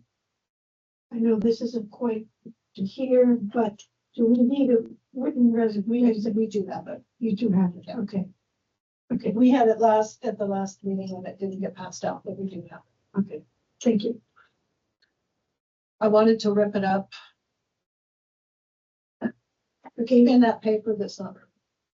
we can put it in the shredder. Something else, Pamela? well, I don't know, are we doing job description up to date? Well, we've talked about job description. We said to go with what we had last. time. Okay, so we don't have to So that's, pay anyone to write it. no. No. Okay, so those were the two that I had. Does any, and Yeah, if this is gonna be a scope, I don't think that we ought to have questions in school. I think that one ought to be, Oh, right. determine, currency of job description, and two ought to be, who ought not even to be in there unless we want to, I mean, it wouldn't have to be in the there. we just- compensation is not part of the scope. Right. So what, You delete that. Compensation is part of the job description. Yeah. Okay. is a medical, requirement legal? I think so in some jobs. So, okay, so it's job by job or company by company? Drivers have to have physicals. Yeah, drivers have to. Okay, I can understand that, but. That's the MSCD. Is No, it, that's, Yeah. but did you have to have one to get this job? because it does say back, the last one we did, when you were applying was, to do, part of it was medical, background, and I thought that was legal. A background check, Just A a back- background check. Just a Legal, background check, it's a not a legal. medical background check. legal background. It's just done by biomed, but it's illegal. It's not a, It's illegal of your medical. it's not, this has nothing to do with medical. It's, It's done by biomed. That's the, It's a who criminal. provides it. it's the name of the company Yeah. that does the They criminal do. background check. They, Okay, just it's just a background. bad name. Excuse me. Probably. There's some HIPAA laws when you start talking about health. And I'm not sure about evaluation points, but there's that. A lot of times, when you're interviewing somebody, they get points for their answers, and then you add them up at the end. And we didn't do that with Craig. No. So should we keep it? It doesn't need to be in there. I think I would have that one say, as far as the scope, develop a scale of evaluation or evaluation process or a evaluation scale. Evaluation process gives you a little room. Or, yeah, So discuss how evaluation points would be applied instead it would be. just, develop, part of the scope is for them to develop the evaluation process. I don't like that. And they all, down in number 4, they're talking about collecting and reviewing completeness of that. There's also the veterans preference points that they add in. So that's all part of that package. So. Okay, So would the wording be development of evaluation process? that's what I have down, that's what I put down. Okay, Not development of, but develop the process. develop, pardon me. Okay. Okay. So then delete evaluation points. Yes.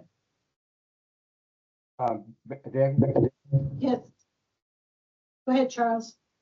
I don't know if we're at that point or not, but I just thought I thought there were too many people at the community college event we had.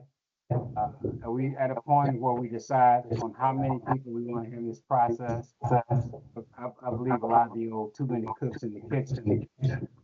We had a lot of folks involved in this. And I think we all agree with that. We think, and we could get a committee to put that together. In the way I'm looking at this is we do the evaluation or the interviews here instead of renting a place. We've got plenty of room here. And instead of having 4 panels, I think for I think There's there 3 was, panels. I think one didn't show up. No, Have one the didn't show. board and another panel, and that's it. Yes. We can decide who we want on the other panel. Yeah. I think I guess. So we'll get the committee together. Okay, So that would be the board role. And so that wouldn't be SDAO oh, responsibility. no, it would be like, somebody from maybe one of the county commissioners, maybe somebody from the hospital, 4, 5, maybe, I would say 6 at the very most, but I think I'd rather go with about 5. Well, I'm just thinking about, so in terms of the actual written part of the scope. So you have assist director of this assist district with development of interview. Do you want all that? That's- scrapped? That's gonna be, SDAO is gonna help with that part of it, so I would leave that in the. Yeah, it's basic enough so that we can give them input. Having someone as one of the writers would be helpful also. Just for involvement Oh, that and transparency. Okay, is there anything else on the scope of that we wanted?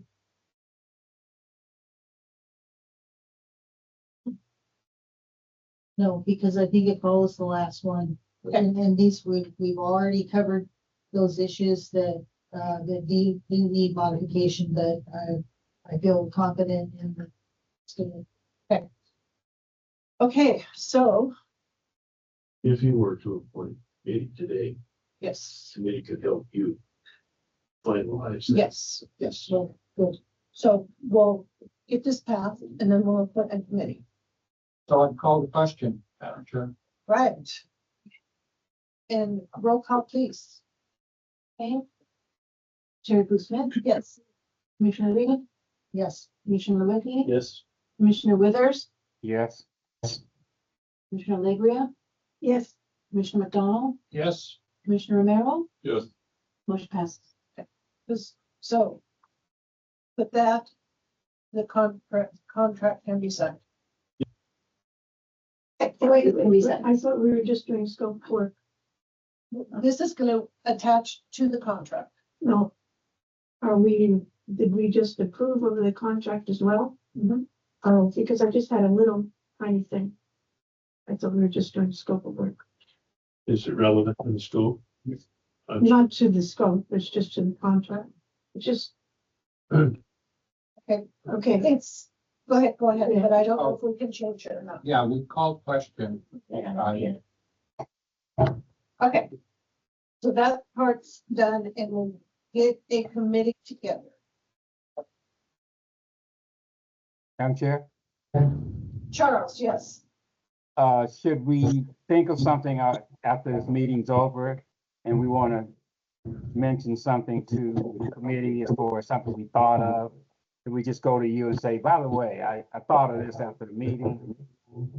You can go. Input, I guess. You can go to the committee. I guess I'm talking about input after the fact. Okay. Okay, so Paul has raised his hand. Was that raise your hand? Oh, I'm just gonna, well. here. So I would appoint Paul to that committee. Pam, you want to be on that committee? I have one more. Oh, let's rethink mine. Okay.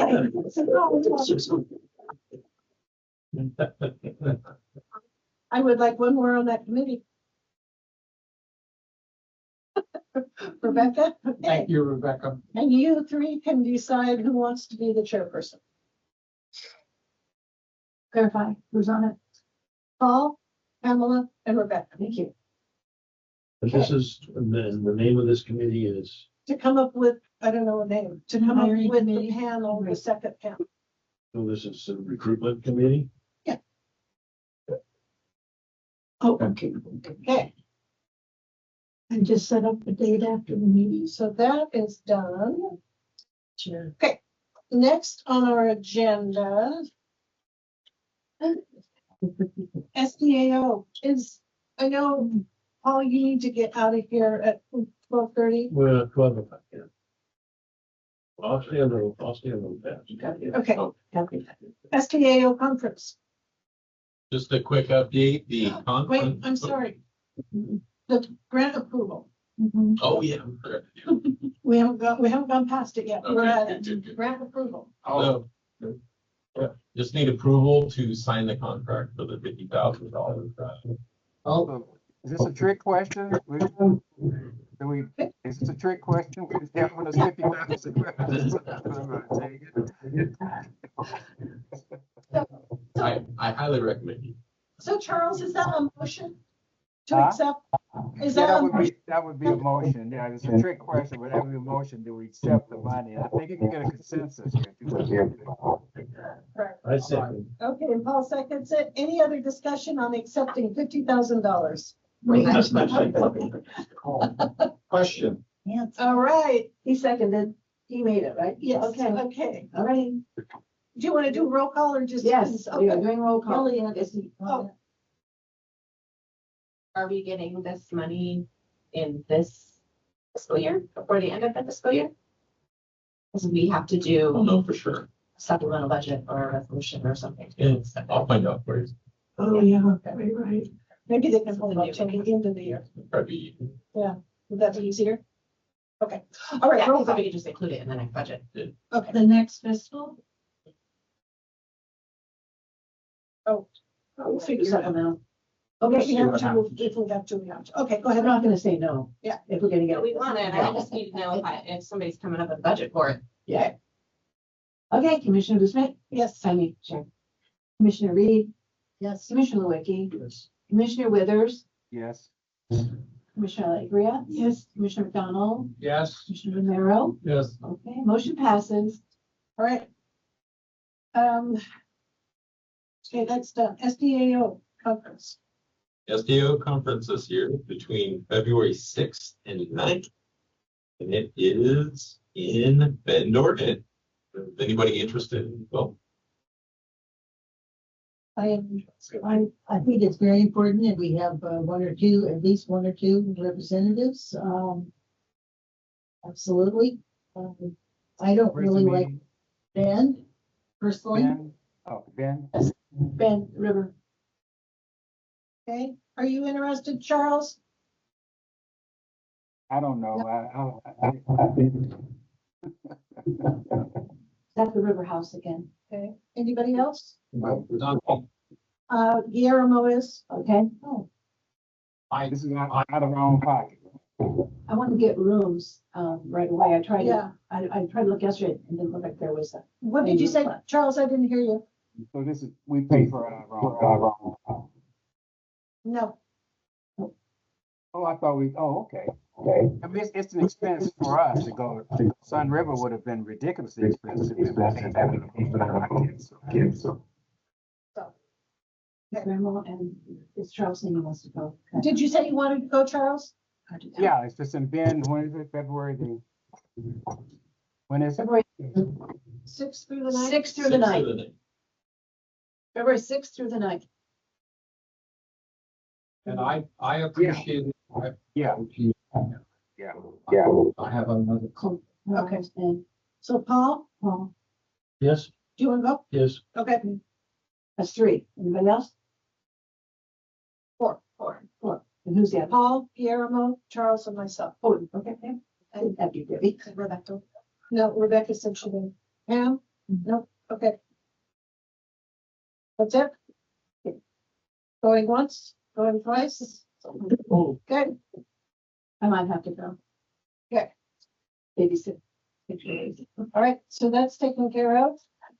We don't need a motion or anything. We can make up. I'll see about that room. I'll let you guys know. Okay. Okay, Thank you. next on our list is hiring of an interim director. You know, we hand that out? What? Oh, the resolution? Oh. What? Okay, I will, I need to get up.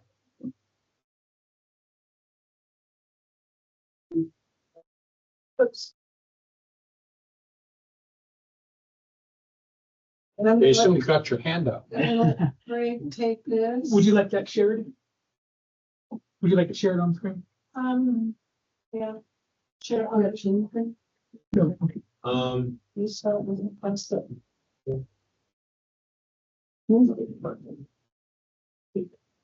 We pass this down to the. I gave you Yes, this. I will. I have it, but they don't want to share. Thank you. Passing the gavel down to Rebecca. To take the That's vice right. chair, all right? You are in charge. all right.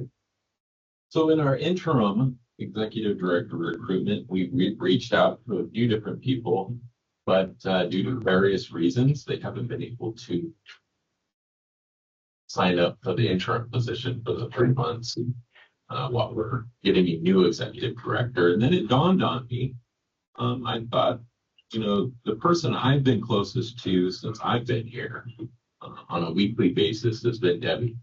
When I went to all the city councils, went to all of the county councils, Debbie was right there with me.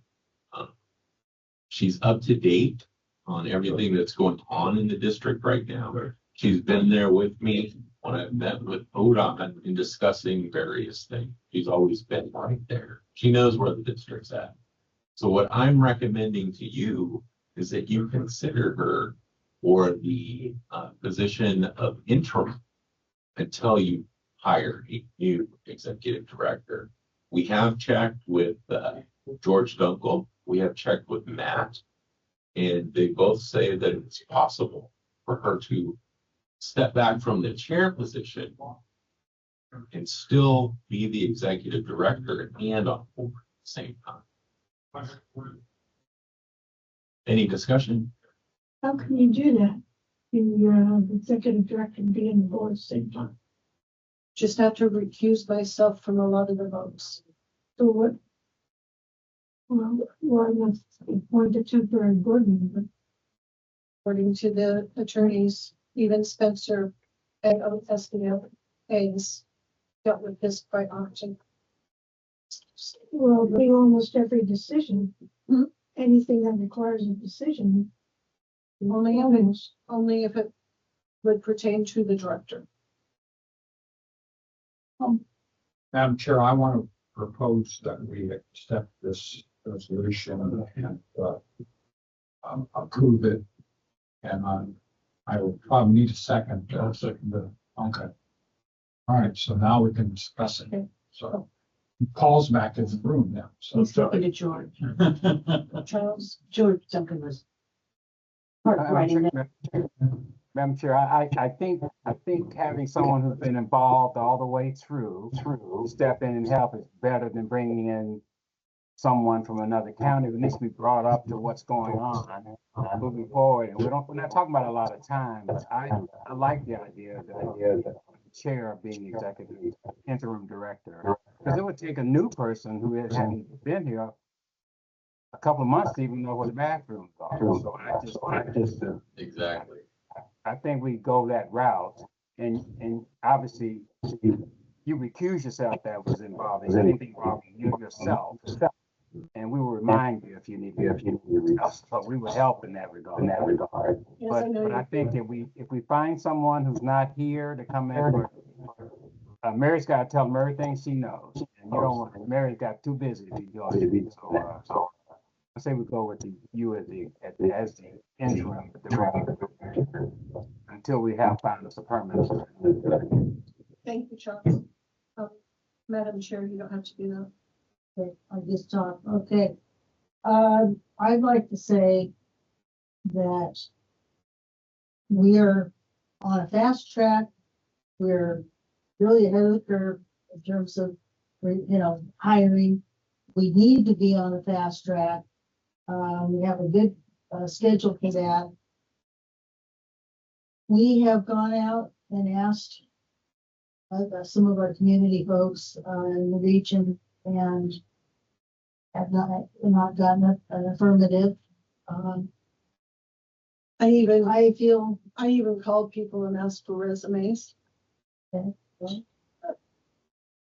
People that I know. this is personal for me. I mean, to hear this, it's a good fit to have Debbie serve us because she understands the district.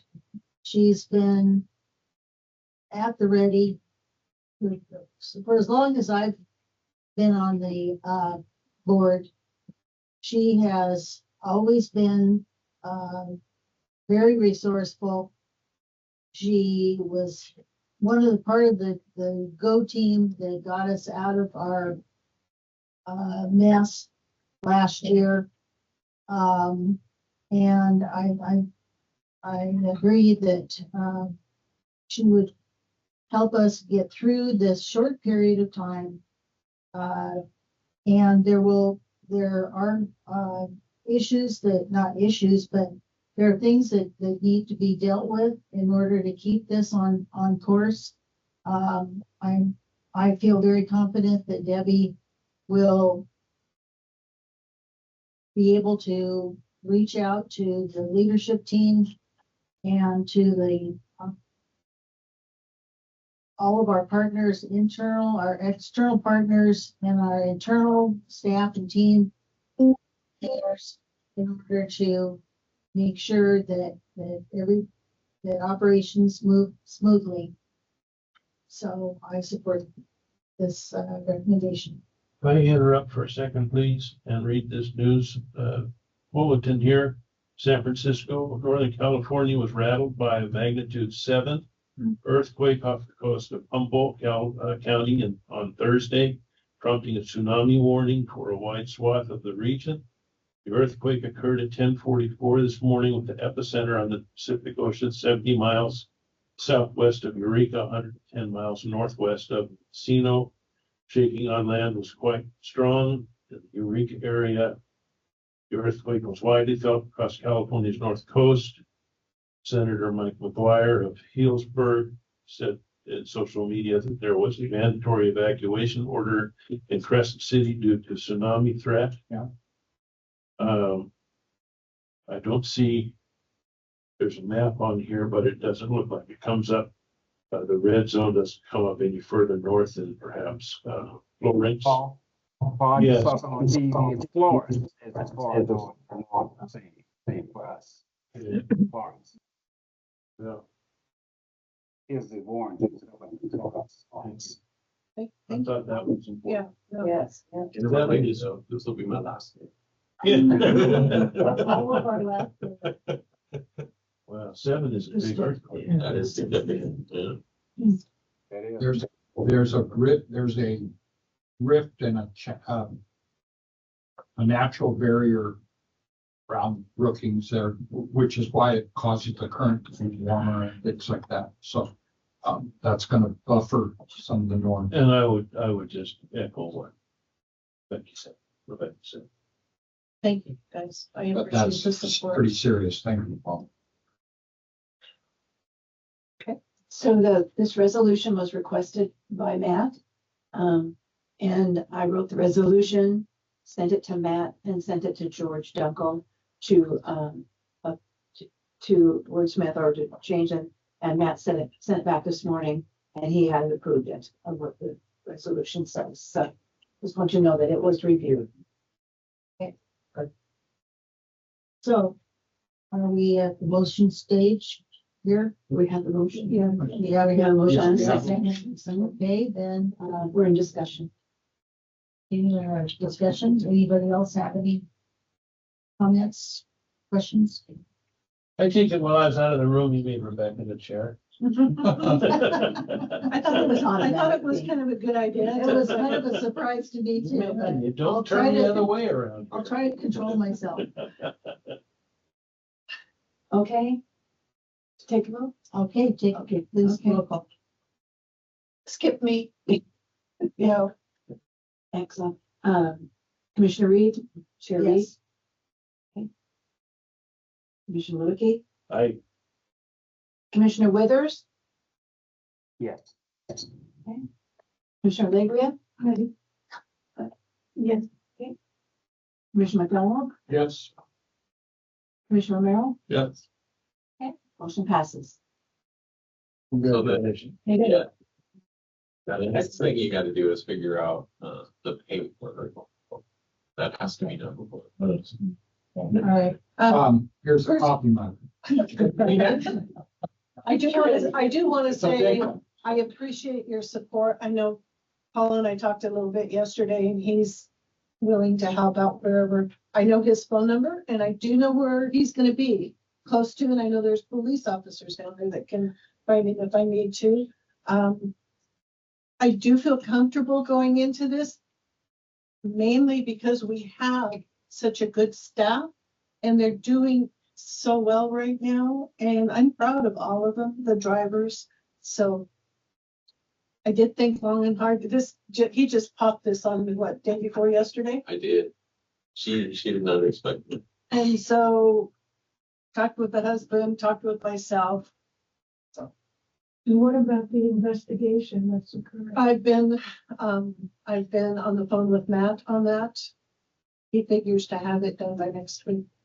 And I would, and you guys need to decide this. I would like to start before Craig leaves, because I would like to shadow him at least a week or two prior to. Well, you're at December 31st, right?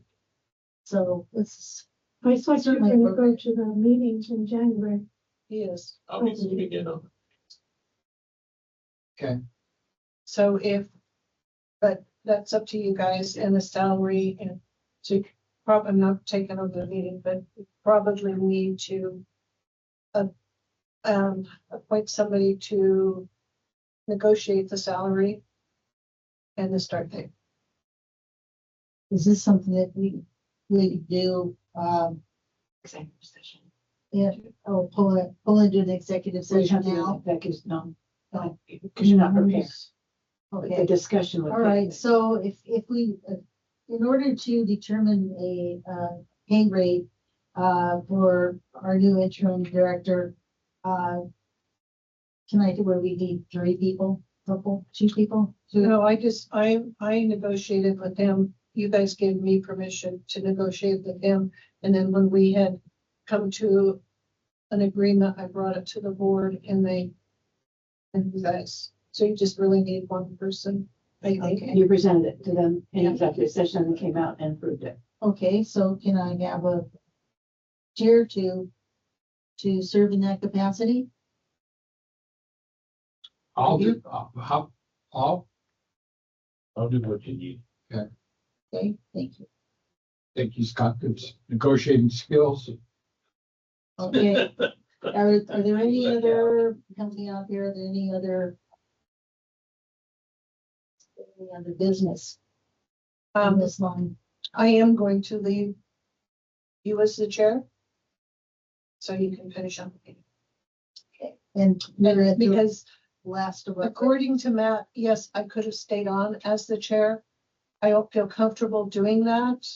And Matt suggested, he said, even though you could do it, he suggested that I did not, and I'm good with that. That's fine. So the chair will be moved to the co-chair. You are now the chair as long as I'm in chair.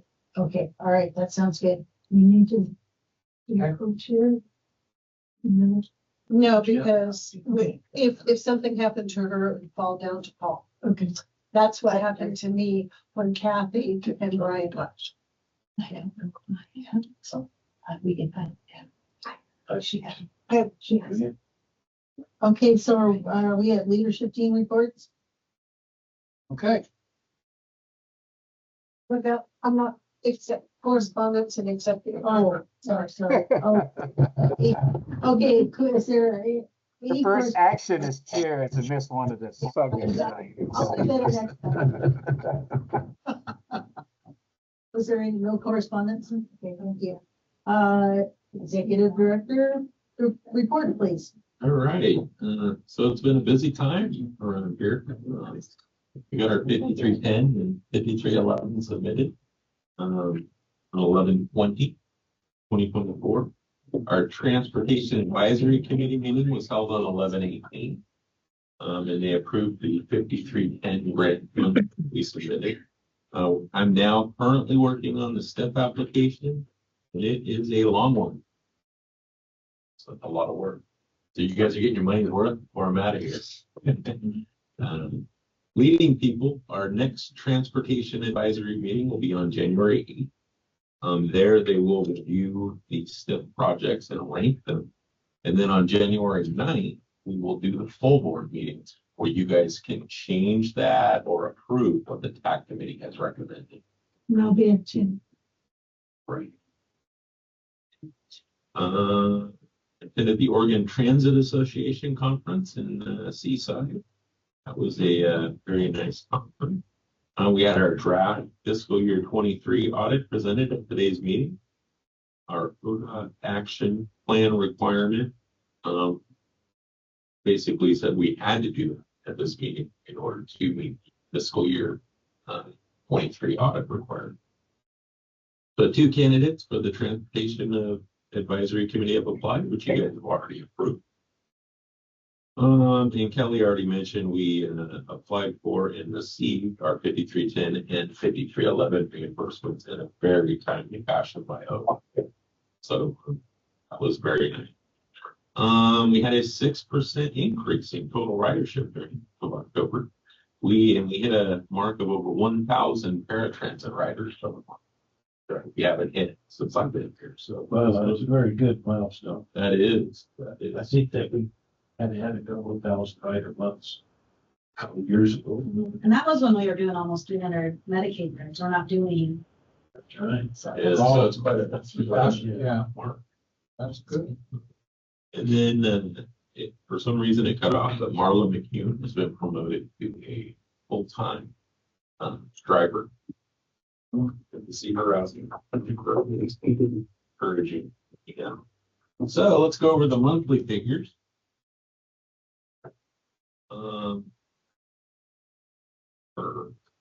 Like we had from 8,500 to 8,900 on fixed route. We saw a bump there. There's the paratransit ridership up to 1,004, which we haven't hit since I've been here. Route 101, we saw an increase up to 4739 for the month. Route 10, 1,687 passengers. So we were, in looking at September, we saw a slight decrease, and it was kind of puzzling because we still had tourists coming down. So it's nice to see it bump back up, and we're officially in the off season, tourist wise and all. So why do you think it bumped up? I wish I could tell you. Kind of a mystery sometimes. Route 20 Cannon Beach, 1,031. That stayed about the same as September. And the Pacific Connector only had 4 weekends on it, I believe, so it had 895 routes. Something like that for you. Jennifer's update. So, anybody have any questions? Sometimes Craig and I, our reports mirror each other in a way that, I maybe just add, yes, we hired Marla and in the process of hiring another driver. So fingers crossed that process, once completed in the initial stages, we can officially finish that process. She'll be new to the area, but she's not new to public transit. She's got 20 years of experience. So, and both with fixed route and curb to curb. So none of that would be new with her. So that's exciting with this second person we're bringing on. And just busy days with planning the holiday party Saturday, filling a couple of different positions and all the things that happen in operations. So you could tell that's a small snippet of what we've been doing in operations: painting, cleaning, scrubbing, and fixing. So Good. Certainly do. Something I don't see on. oh, the garbage cans. Yeah. Who picked the paint color? For garbage cans? Any of them? Oh. White bathroom, like that. Oh, the bathroom. No turquoise? Oh. No, I know. We're pretty plain. Keep it simple. Yeah, keep it simple and cheap, but garbage cans, just kind of in the planning stages of where that might go until they have approval to purchase. I know that the first ones will be, we need a garbage can over at the Pacific bus stop where the Portland Point is. I know that would probably be one of our first ones we install. And the list is back in my office. I can't remember where I was thinking. The second definitely would go.